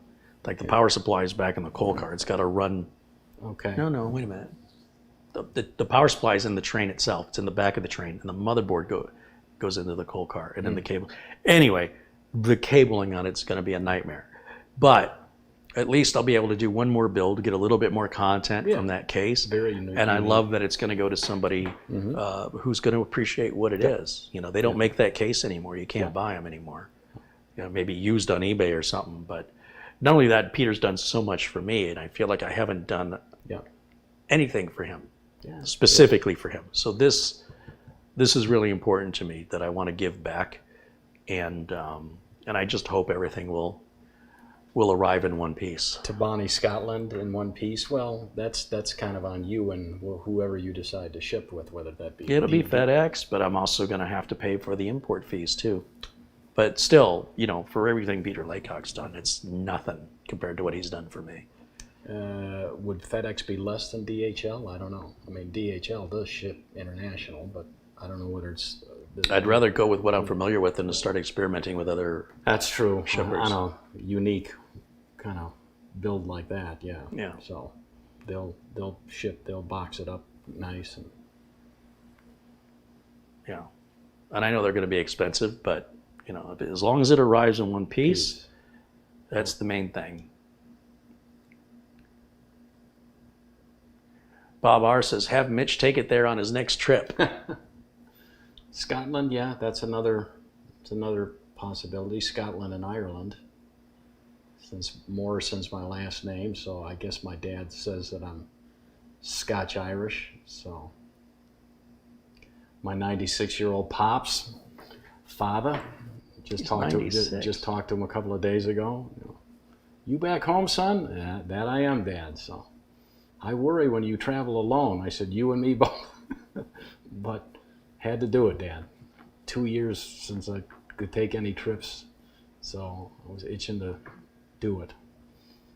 Ian Gooch says, nice to see Carrie and Mitch back in one piece. Oh, nice to see Mitch back in one piece. Yeah. Long Dog said, the train computer sounds interesting, definitely piquing my interest. You can search my channel now, Long Dog, to see the original. It's the same train computer. It's exactly the same one. It's already there. You just search Carrie Holzman space train here on YouTube. You'll pull it up. Patrick Rousseau said, if the item is packed well, it doesn't matter if it's going 5 feet or 50,000 miles. Absolutely not. Not true at all, Patrick. Absolutely no. So you have to understand that the amount the package is handled and how it's handled, how often it's handled, it doesn't matter. Sometimes you could pack it exactly right and they drop a forklift on top of it, or they slam a 100-pound box on top of it, or they drop it 15 feet to the ground, or it's sitting on a ship and it's on rough seas and it's rocking back and forth, or it absolutely makes a massive difference over the distance when we talk about the opportunity for damage that no packing in the world could save you from in some cases. So the likelihood of damage increases the further you're shipping it. That has nothing to do with the packing. It is absolutely a fallacy to consider that you could pack something that they can't destroy. You know what I mean? It's like, well, if I pack my suitcase, well, the airline won't break anything in it. Oh, the airline will say, challenge accepted.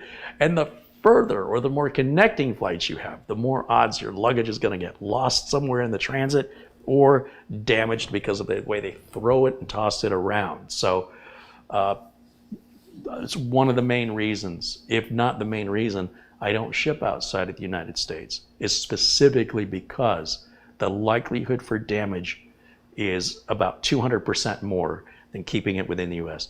As soon as we have to put that on a ship and go over the sea, all bets are off.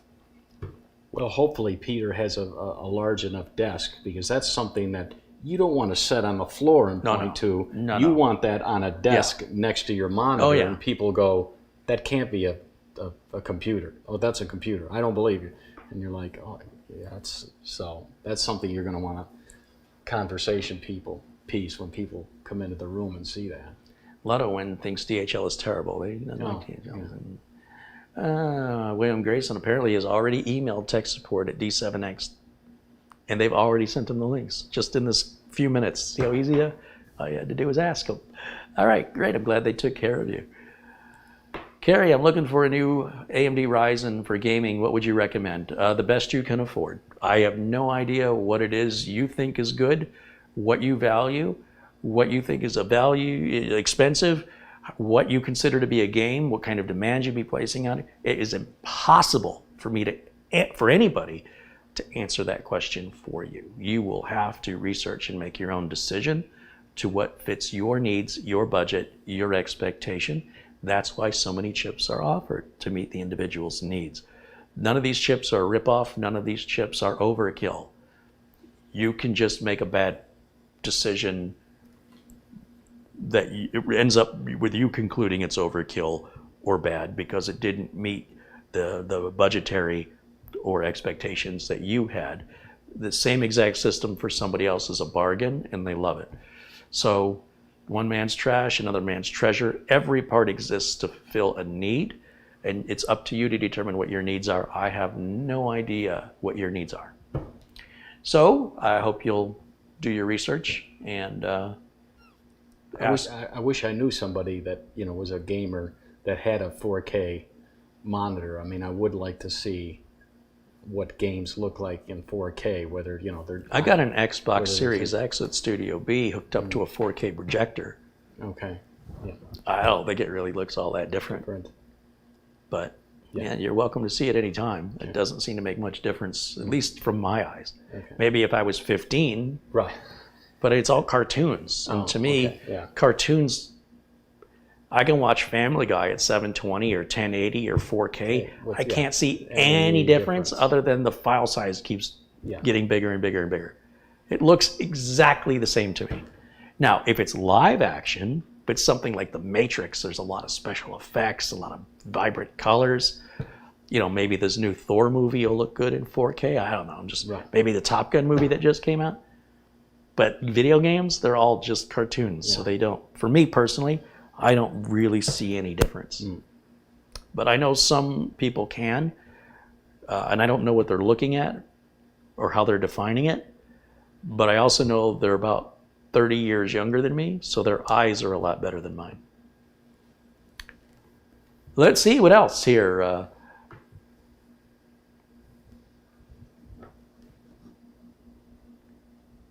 John Gardner wants to know if there's any special difference between a PC for the US versus a PC for Scotland. As far as power, all that's being handled internally by the power supply. There used to be a switch back in the 90s that said 110 or 220, and you'd flip that little switch.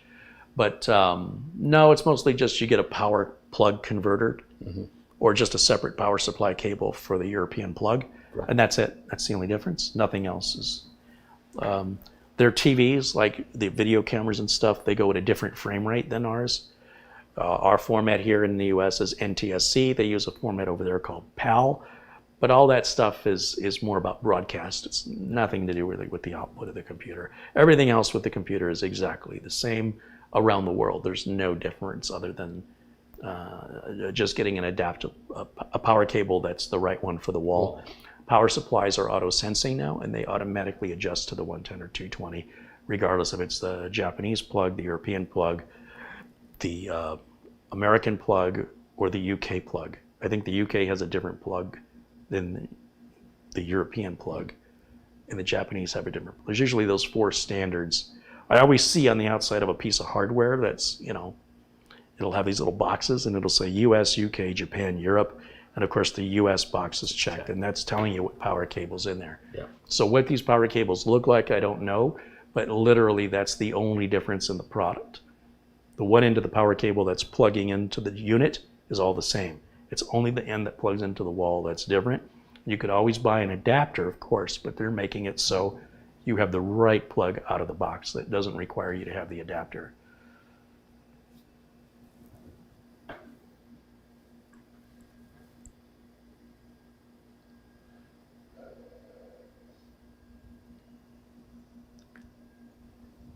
Jimmy is out and Lyle is, Lyle's stretching. Larry Wood contributes $20 Hey, Larry. via Super Chat. Thank you, Larry.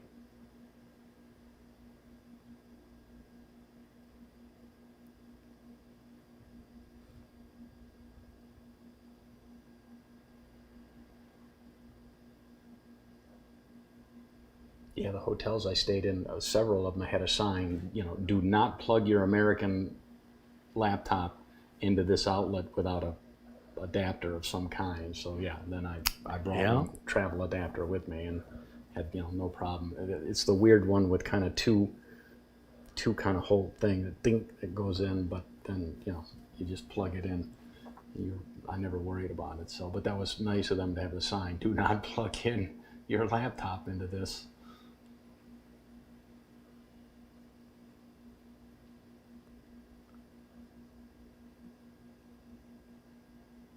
Considering, chat, that the laptop was a MacBook. Who said that? Huh?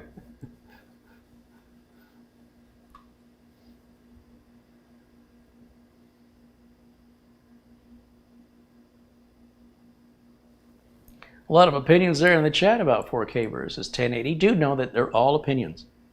Nobody here is speaking any factual universal truth other than as they are determining its value in the way that they define it. We each define these things individually, and so while somebody might say something that is dead on in agreement with you, they may also be saying something that you think they're on drugs. It's so bizarre to you that they would feel that way. So at the end of the day, we're talking about whether or not something tastes good or looks good.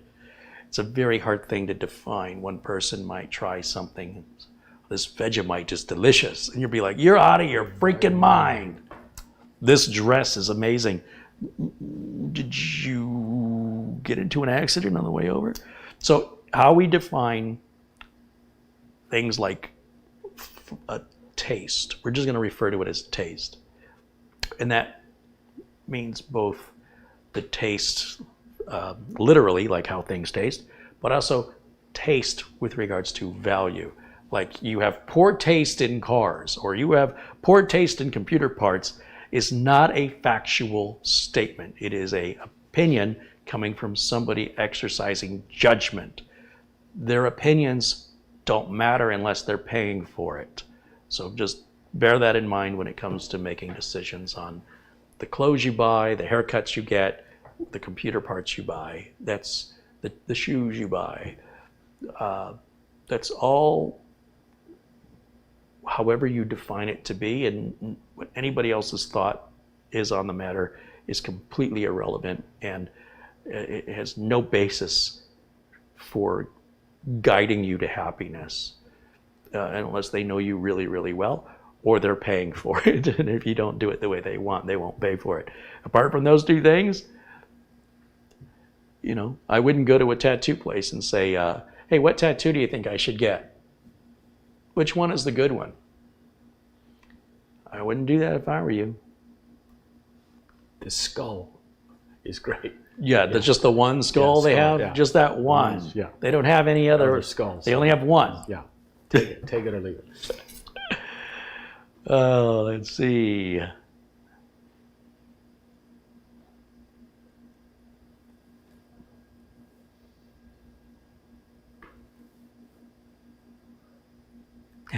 Martin Wolford says, nobody in their right mind would say that Vegemite is edible. Marmite for the win. There you go. You can have them both. Australia would be fun too because they speak English down there. Is that what it's called? So yeah, I mean. What about New Zealand? You might not, or New Zealand. So, but again, the plane ride is. That's a 13-hour flight, I think. Oh, it's at least. I mean that is just brutal. But my brother and I are talking about because we want to go in the shark cage. In the cage, where the shark swims up to it and can't get you, and you're like there with your scuba going yeah, and so there's something called a whale shark that you can swim with in Australia, and they're completely docile. Yeah, and they're huge. Yeah, and they're beautiful. Yeah. Oh, so and you don't have to dive down. You can usually just have a snorkel and swim with them. I would love to do that. As far as like the predators, you can go do that without me. Yeah. If I'm not there, start without me. Yeah. So my brother's like, we got to do it before we get too old. I'm like, yeah, well, chop, chop. I think that day passed. Yeah, chop, chop. My expiration date is just about. I don't know. You're not too old for it. But I just feel like, I've seen them do it on TV. Yeah. And it's like, who cares? Like, where's the thrill here? Right. Yeah. I would much rather swim with the whale shark. Yeah, swim with whale sharks, stingrays, dolphins, schools of fish. Just seems very, very peaceful.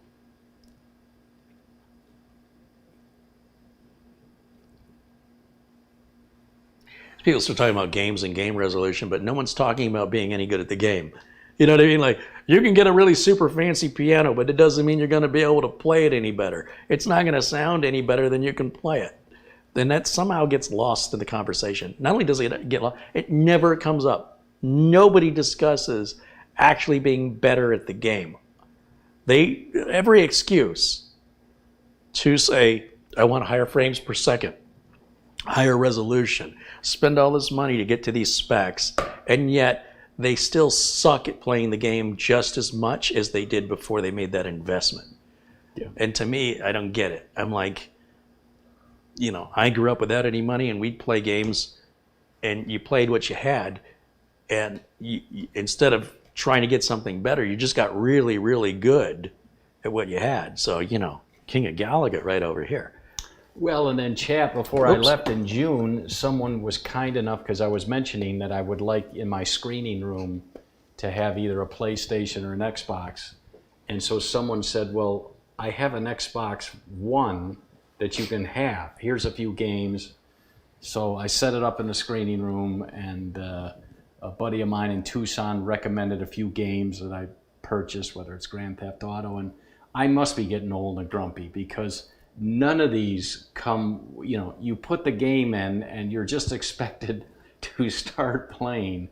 And I don't know where I'm going, and there's no direction going, hey, stupid, hit this button. Well, that's part of the game, is you're figuring out the game. No. Yeah, that's a part of it. So I was like getting kind of frustrated, and I'm like, God, I'm glad I'm going on vacation, because I just can't.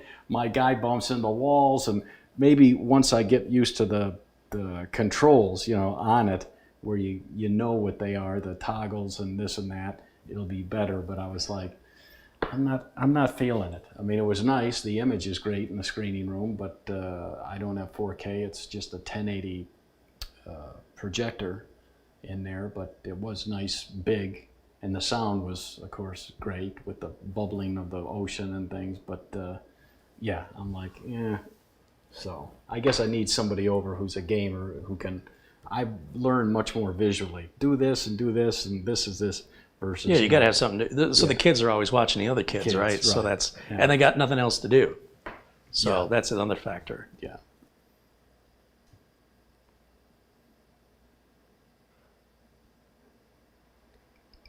And this one did not come with a headset, where I can, chat with other people and they can belittle me. Hey, Greenie, what are you doing? I don't know what I'm doing. Frank M says, if you buy an Arthur Ashe tennis racket, will you play tennis better? No. Does anybody remember him? I mean, they only just named like the name of the stadium they play the U.S. Open, and where is that in New York? It's in Arthur Ashe Stadium is there in, the name of the city is right on the tip of my tongue. Gosh darn it. I want to say it begins with a P. Somebody in chattel. Lotto Win contributes $20. Hey, Kerry, great show. Travel question for Mitch. Did you visit Pattaya? And if so, can you share your experience? I did. And it was interesting. City practically never sleeps.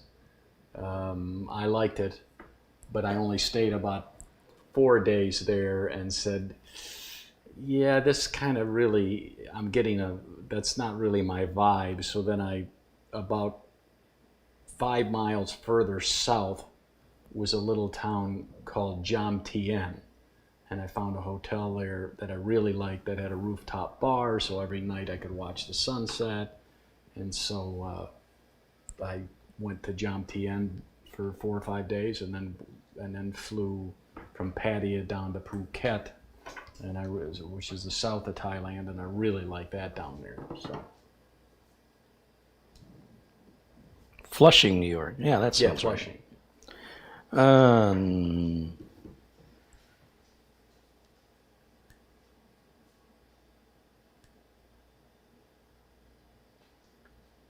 But Chiang Mai in the north of Thailand, that's very green, and that's where I zip lined through jungles, and these weren't short zip lines, they were very long through, jungles, which was great from place to place, and I really liked Chiang Mai, Thailand.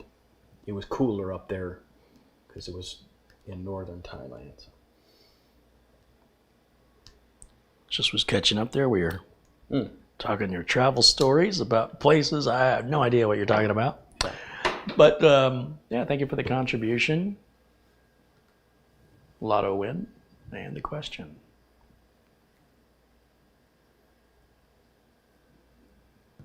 Lotto Win says, thank you, Mitch. Glad you had a great vacation. Yeah, I very much enjoyed the month in Thailand. That, because again, I just had Chiang Mai and Phuket and Pattaya. So, yeah, good people, great food, a little spicy for me. You would tell them, I forget in language I would say, very little spice. I kind of learned that to tell them that, and they would smile and shake their head and bring it, and it was still, I'm like, a lot of heat.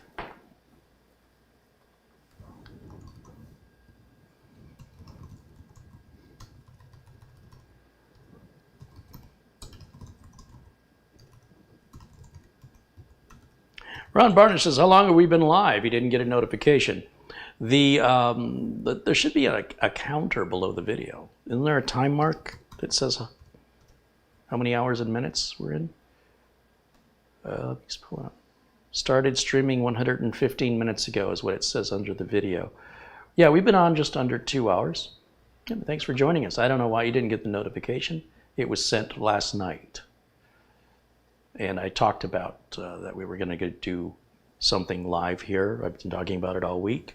And I said we would do it in the afternoon. So I'm not quite sure how you missed it, but we're glad you're here. And obviously we're still doing this. Maybe another hour what we have left, depending on the interaction in the chat. If we have any questions we can answer, or if there's nothing for us to review and there's nothing for us to tell you about, and you have no questions, then of course we will wrap it up early.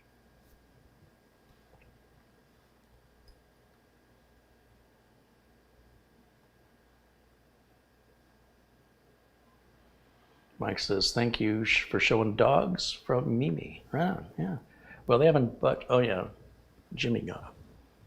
They are just out of it today, which is probably what they're like every day now. They just sleep all day. Patrick says he got the notification 30 minutes before I went live. Mm. Yeah, no idea. YouTube's all in control of that, so not sure what to say. Check how you're having YouTube notify you in your YouTube settings. And I can tell you that when I schedule the live stream, as soon as I hit the button to apply it, it's supposed to send the notifications out. It doesn't confirm that with me. It doesn't do anything. Just there's a little checkbox whether or not to send the notifications. That box is always checked. So no idea.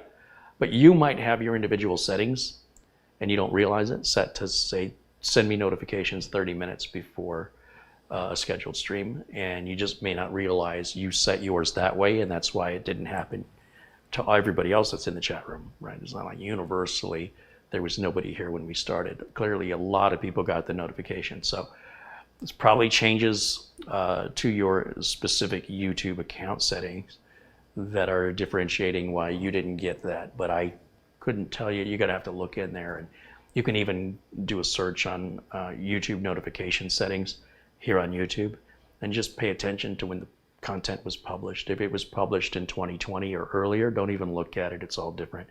Look for the most current video on the subject and then follow through with those suggestions, and you'll probably be able to identify where the problem is and fix it. Probably. Nothing I can do on my end about it. Rick said he got a notification an hour before and 30 minutes before. So I'm guessing Rick must have something set up for that. Again, in the notification settings, there's some menus and sub-menus. It's not just one little thing you click. You go in there and there's these different options. And then YouTube has changed it a couple of times over the years. So if you're watching a video on how to check it, and that video was published over a year ago, you're gonna probably not be able to locate what they're pointing at. You're gonna wonder what you're doing wrong. And in fact, you're not doing anything wrong. It's the video's out of date and the YouTube's changed the way it looks, or change the location of where you go to get to those settings. This is something YouTube does all the time. But once you have it set, it won't change. But if you never set it and all you're doing is falling back on default values, then every time YouTube changes it, it may be changing those defaults. So definitely have a look in there. Jason Urbank says, Carrie, in Windows 7 or 10, is there any way to tell Windows to use more than one network time server, because sometimes Windows errors accessing the network time server? I'm not sure why you'd need to access the network time server more than once every 6 or 12 months, because your clock on your PC should be keeping the time within a relative margin of error that you would find on any other clock, whether it's a wristwatch or, I think people are spoiled because their phones are always in sync with the tower, so they're getting the master time. I'm not exactly sure why you're obsessed over a few seconds of difference one way or the other. There's no way that you would need to, at least none I can come up with, that you would need to have, the atomic time current every single moment of every single day. It should have absolutely no impact on your use of the computer in any way whatsoever. So it would help me more to identify what problem you're trying to solve by going to the time server. See, this is what people do this to me all the time. They ask me a very specific and very unusual question, and I answer it. And then as I answer it, it occurs to me, why are they asking, what role does this play? And then I can't think of anything, but there could be something I'm just not thinking of. And then I kick myself because that's what I should have started with. What problem are you trying to solve that took you to the Windows time server, right? Or are you just bored and you notice your PC's off by a minute every month or so, and you don't like that?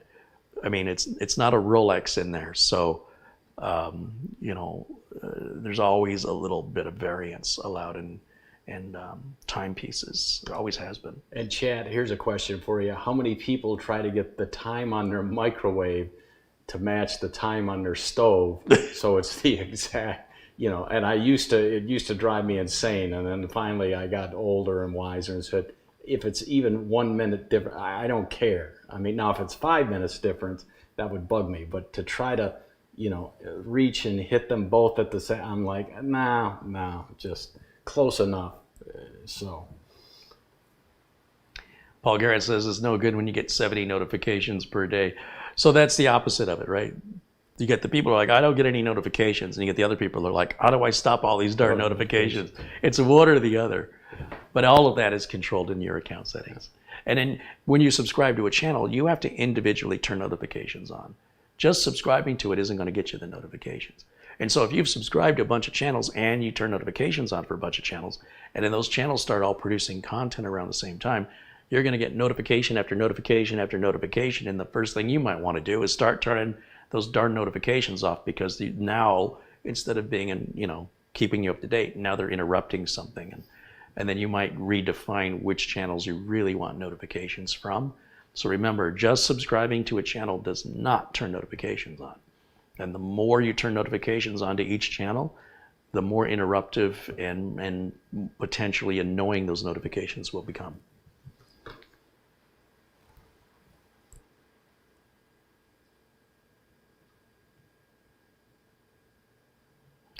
YouTube will automatically unsubscribe you as well without notice.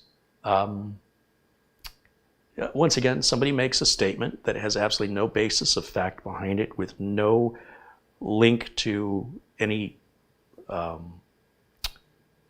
verifiable source of that. So as far as I can tell, they received some sort of an unsubscription to something and they don't know how it happened. And now they have falsely concluded that YouTube is doing that to everybody randomly, and they want to warn everybody when it's completely only them and it is not a thing. So unless you have an article or a documentation from a reputable site that documents such things, I've been on YouTube since 2008, and the only time YouTube ever unsubscribes anybody from my channel is if their accounts have been inactive or deemed as spam, bots, abusive, vulgar, violated some terms of service from YouTube. So if you exercise some kind of behavior that the YouTube AI identified as against terms of service, then you could have been unsubscribed. But YouTube doesn't care as far as like if somebody subscribes to me or not. They honestly don't care. They only care about whether or not the accounts themselves are not behaving in a in a way that violates their terms of service. And as such, then those accounts are disabled and sometimes completely shut down, and other times they're put into more of a limited status depending on how YouTube gauges the severity of the violation. But yeah, they don't just randomly unsubscribe people. I've never, ever, ever had a channel that I subscribe to just suddenly become unsubscribed. It's never happened. I've been doing this since 2008. And then some channels, you know, they stop producing stuff like FPS Russia. I used to really love that guy's stuff. And I think I was kind of cleaning up my subscriptions, and I was looking at, you know, who I was subscribed to, and I was still subscribed to FPS Russia.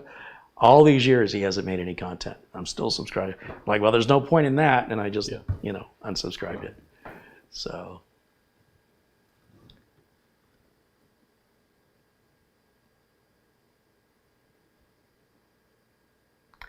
Yeah, the analytic failure says, I don't have documents available, just anecdotal evidence from myself and many other people.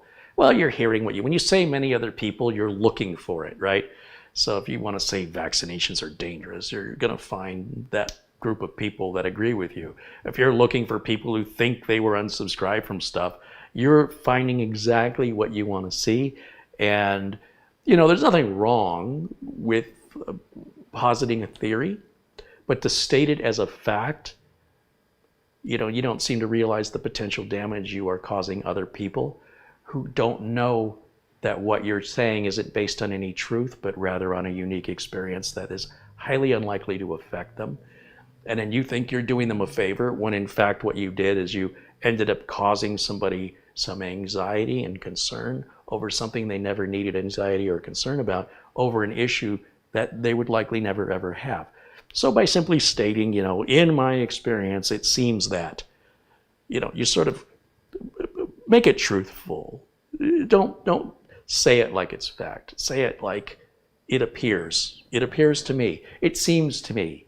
You know, has anybody else experienced, you know, ask questions before making such bold statements. That's 75% of what's wrong with the internet. We have people just making outrageous claims. Look, Alex Jones, he's been doing that for a long time, and he's now starting to pay the price for it. And I hope that this will begin a trend where people will start to understand accountability. Not that something like that is as bad as what Alex Jones does, but even Alex Jones in court continues to play his little games, and the judge just about had it with him.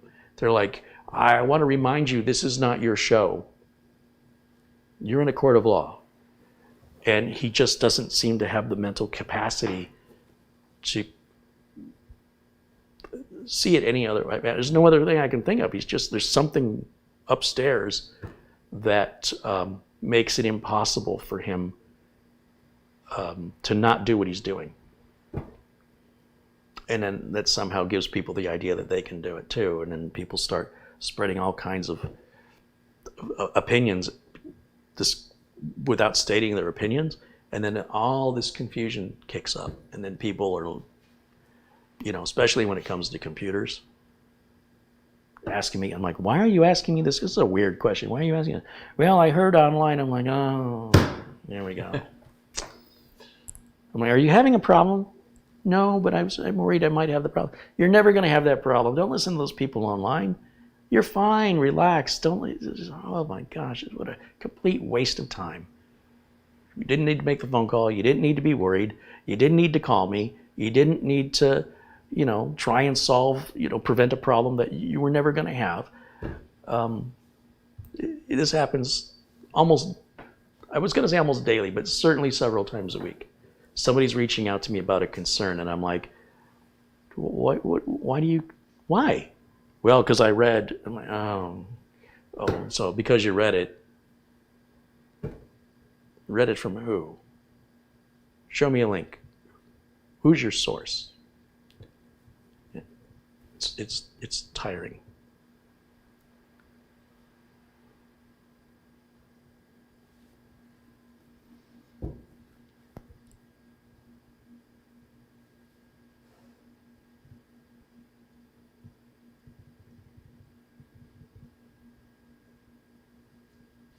The analytical filter says, I'm going to go look for documents now to prove my statement because I believe they must exist in some form. I believe I'm 12 feet tall. I also believe I speak fluent Mandarin. I don't, but I believe it, so therefore I must. Hey, listen, all the power to you. You want to go looking for something that doesn't exist? Please.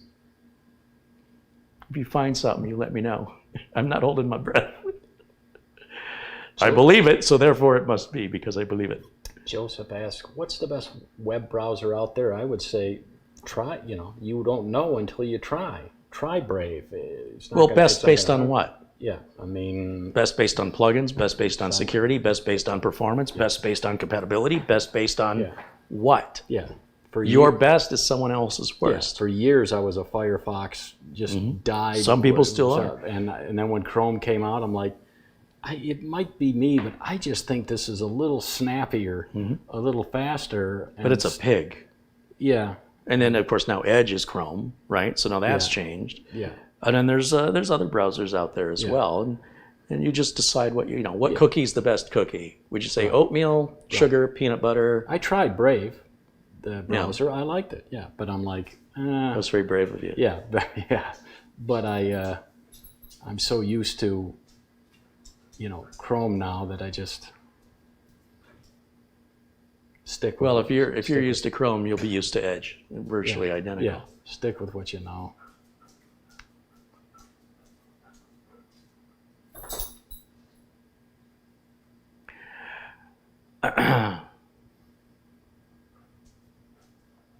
Carrie, have you checked that those documents don't exist? Well, given that I'm the one making the YouTube videos for the last 14 years on this platform, interacting on a level that you don't, I would say that I probably know the YouTube platform in a much, much deeper understanding. But if you came here to argue with me, I can absolutely remove you from the chat room. The reason why it's only moderators and mods is because when one person starts to create a distraction or absolutely must have my attention and everybody else is getting ignored because of that one person, it's very rare that ever happens from somebody in blue. And sometimes I realize I might have made somebody blue by mistake. I might have misjudged them. And if this continues, I'm going to fix the error with just clicking the mouse and it'll be done. So my advice is that that you would grow and learn from the information I provide. If you don't like the information I provide, then I don't see any reason why you would remain. So anyway, that's just, we like to keep everything really friendly in here and supportive and accurate and considerate. And providing inaccurate information on purpose strictly because of a belief system isn't what we do here. And you can do that literally anywhere else on the internet as far as I'm concerned. We're trying to rise above that nonsense. And if you want to fight for your limits, that's your issue. I don't. I have a very needy dog. I see. He's just wants pets. I think he wants a cookie. That's all he wants, pets.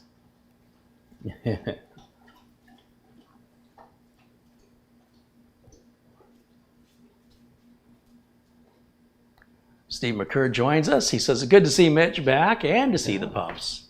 Yeah, great to be back broadcasting from Studio A. Hey, look, the dogs are up and about. Speaking of the pups, hey, you guys want a cookie? You want cookie? Boy, they know that word. Lyle, come here.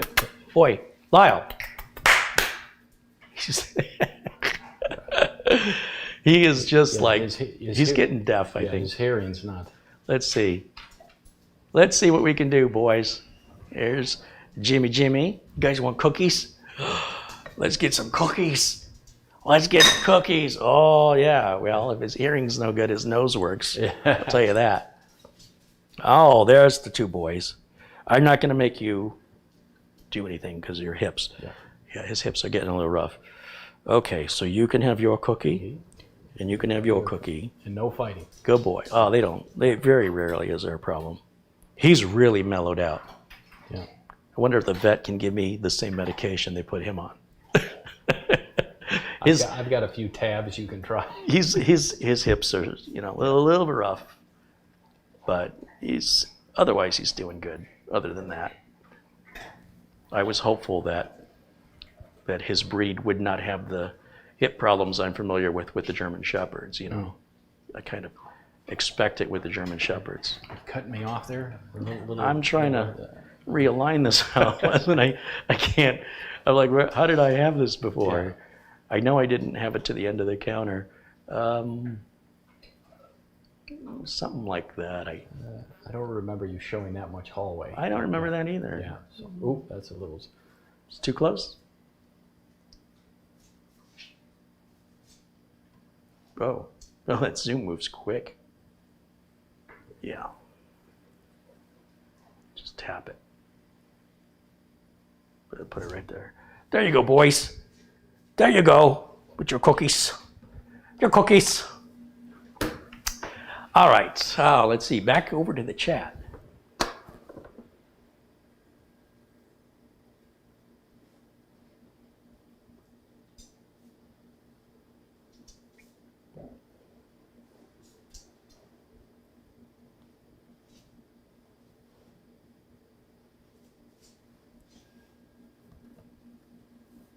Ken Blinsky says, 2 cute fellas.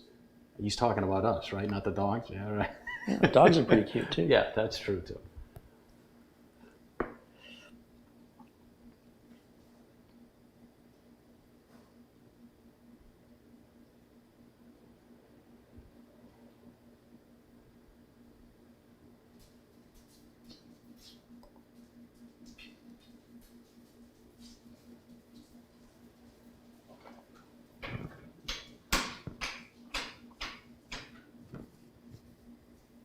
John Davidson joins us from Northeast Thailand.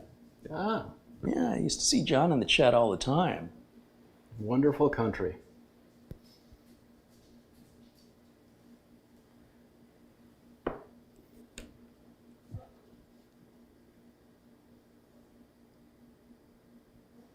I will tell you, when I went through customs or immigration in a couple of countries, you had to show proof of vaccination.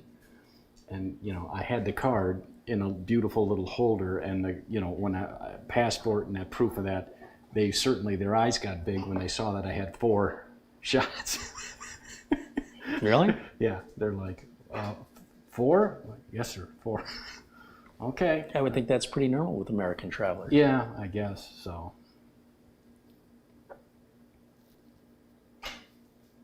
Then the one guy said, yeah, you don't look your age. I said, well, thank you, sir, officer.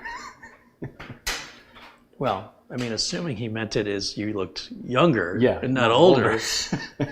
I would have just said, you saying I look older or younger? Yeah. Before I said thank you Yeah. or something else. Let's see. Mark Leibowitz says, I'm enjoying spending Sunday afternoon with you, Carrie. By the way, my Carrie-inspired Visible PC project was such a hit with the day campers that I was asked to do it again tomorrow. Right on. That's awesome.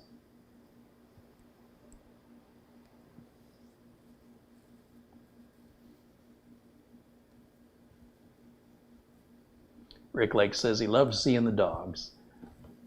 Yeah, it's good to have them back on camera there, you know. They're such good boys. Speaking of which, it's hot out there, isn't it, boy? Scruffy. And the wind's kicking up. I'll take it. Anything to do something with this heat. Get me some wind. Yeah, we're still supposed to get rain, or possible rain, I saw, for the next couple of days. I hope so. Yeah. I am still trying to get the pool under control over there at Studio B, and I was just getting it blue again, and then the storms rolled in, and it's... You think you'll have to shock it again? Give it one more shock? Yeah, I'm going to have to shock it and put more what's called flocculant in it to get rid of the algae. But if I do that now and then it rains again, I'm just spinning my wheels. Right, So I'll probably wait another week. Yeah. Unless it gets really, really bad. But, you know, if you wait too long, it can stain. Right.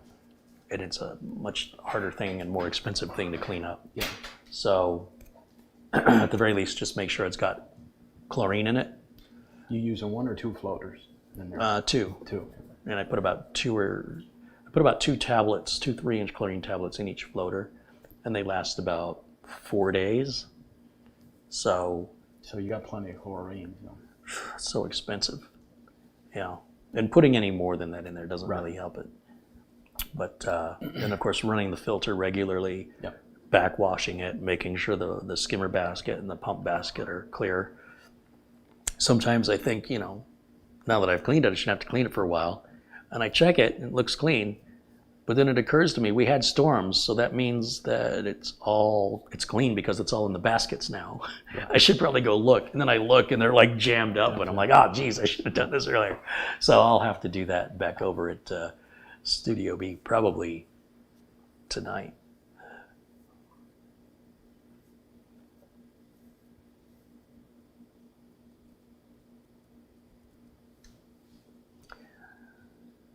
Do we want to see what our latency is?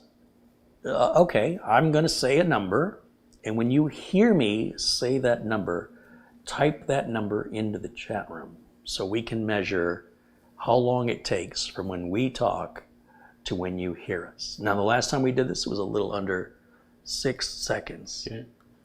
Can you come up with a 2-digit number? Say it slowly and clearly when you're ready. I'm going to go with lucky 13.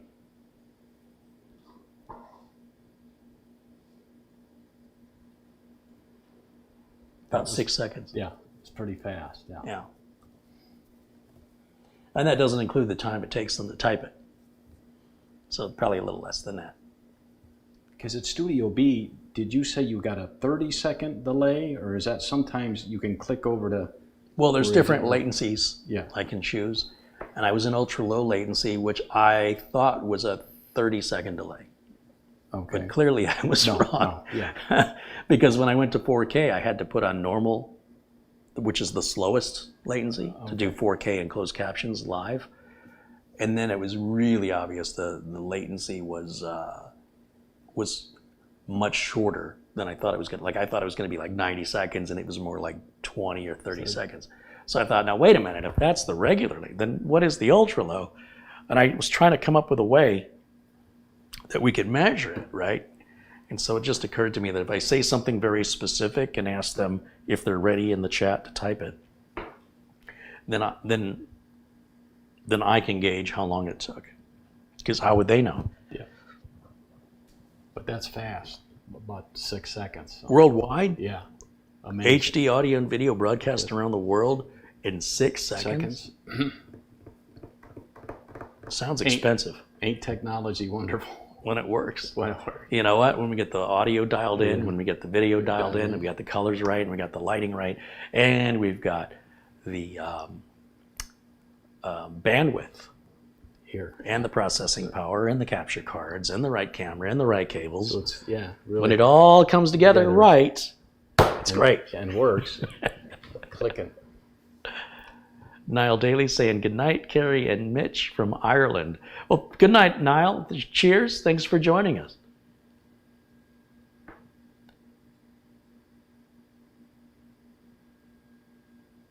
Steve McCurr said it took me 5 seconds to type the number. Oh. Yeah.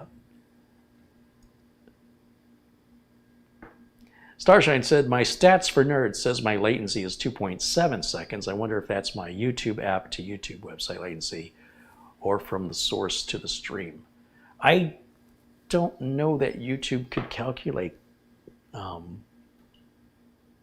what I say to when you receive it. I don't think they have a way to do that, but maybe they do. Either way, we know from evidence from just testing it doesn't matter what that says. It's what we're seeing is just a little under 6 seconds. Yep.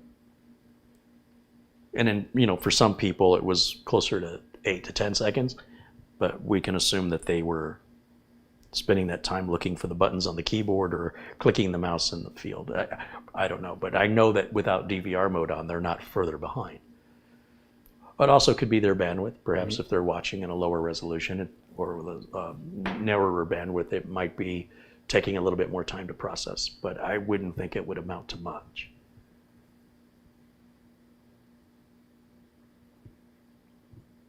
The Greek says the picture is amazing, the depth is real. Right on. Well, yeah, Mitch and I played with that a little bit before we went live today, and Dialed it in. and the audio was another concern of mine, and I was going to do the audio yesterday when I was doing all the updates. I really don't like doing it. It's such a hassle. I got to go get headphones. I got to adjust OBS settings to monitor the audio. Otherwise, I get this feedback loop, and then I have to adjust the settings on the mic, the settings on the camera, and the settings in OBS. And there's like 27 different settings in OBS. There's about 15 different settings on the microphone, and then the camera itself has about 7 or 9 different settings. And as you manipulate one, it affects the others. So because I've been doing it more recently, it was much faster than I thought it was going to be. I'm like, okay, I know I have to go here, and this is where this menu option does, and and I need to do it in this order. And I still think I could have done the audio in a little bit better, but I was like, yeah, it's pretty good. Close, yeah. And then once this all gets shut down and put away, I don't know the next time that I'll have an opportunity here at Studio A again. This might be the last time I do it, or I might do it 10 more times before that. It's just really hard to know. So I always like to keep the equipment ready to rock and roll at any time, make sure everything's working and dialed in. And as long as I don't change anything, it should make it less discouraging to set it back up. It's enough to have to move it all into the kitchen and wire everything. Let alone have to, readjust all the camera settings, readjust all the microphone settings, recharge all the batteries for the mics and the camera, et cetera, et cetera. So, Scotty says his eyelids are starting to close here in Northern Ireland. It's looks like it's about 11 o'clock in the evening. Well, have a good night, Scotty, and thank you for joining us. Kurt says Michigan is calling you, Carrie. Yeah, Shortly. It's been calling me continuously for years. Scott says thank you for the live event this afternoon. Right on. Well, thanks for joining us. Joseph Hawkins there is in Australia. It's 10:25 a.m. tomorrow, I think. Yeah. I should have him buy a lottery ticket for me. Yeah. Well, I think that'll wrap it up for us for today. Everything's kind of, a lot of people are saying goodbye. Oh, he's in New Zealand, not Australia. Oh. My bad. Thanks you guys again for hanging out with us. And it was fun to sort of catch up and be back. Yeah. Be back here. Go back in time a little bit with. We've done a lot of builds here. Yeah. A lot of. Some of them still aren't done. Yeah. A lot of builds. I'll get that Xenos build done any day now. Yeah, okay. It is actually almost done. I'm gonna take the current streamer at Studio B and set it aside and start using the Xenos as a secondary streamer. So I want to make sure it's all tuned and working. And there's a part I'm missing a cable. Haven't gotten around to finding it yet, but it's all up and running, and it's nice. Runs really, really well. Yeah. And then what I'm going to do is maybe rotate around a couple different streaming computers just to keep people on their toes. Yeah. And I want it off the counter. I want to put it off of the bench rather behind me. And I have to find the right size table that's at the right height. So with all the work I've got going on, it's not a priority. It's been put off for that reason, but I'm starting to feel like I want to make a change. And so I'll keep the original streamer I've got, and then I'll just swap them out from time to time just because I can. Well, Lotto Win says, where are you going for dinner? Unfortunately, Chad, I'm on Clear Liquids today and tomorrow, because bright and early Tuesday morning at 8 a.m., I'm going in for a colonoscopy, and Uncle Carrie's kind enough to pick me up afterwards and take me home, because I'll be obviously a little punchy. And so yeah, I don't think I've ever gone 2 days without eating. Well, you can have chicken broth, so I'll go home and heat up some chicken broth. Have some soup. Some soup, yeah. Yeah, and hopefully this is all routine. Yeah, and, Again, I don't find anything, and it's, you get it done, and you don't have to worry about it for a while. And then he says, see you in 10 years. I'm like, I won't live that long. 10 more years, oh please, no. Give me 5. Better make it 6, yeah. So, coming from a guy whose father is 96 years old, still pretty healthy. All right, guys. Well, again, thanks to everybody Thanks for who's hanging with us. Yeah, and Tolado Win, Larry Wood, Winston Liu, William Cregan, Captain Blinsky, Frankie B, and Tony Cheek, as well as Marvin Jameson and Rick Lakes, Bob R, and Avery Ramsdorf. Thank you also to Craig Casabona, John Studley, Madi Yoel, Michael Max, Winston Liu, of course, Michael Lavelle, Xrod666, Ryan there in Canada, and of course Planet Cryos and Chris's Channel of Technology for your super chat contributions. Also thanks for the gift cards and contributions from Giordani, and I'd have to go back to the phone to look, but I shouted them out. Thank you guys again for supporting the channel. Thanks for hanging out with us today in this kind of relaxing Sunday for us. Yeah, not a classroom today. I'm not teaching anything today, but just hanging out, chatting the way friends do. Yeah. And so thanks for joining us on that, and we will see you all again very, very soon. Until then, bye for now.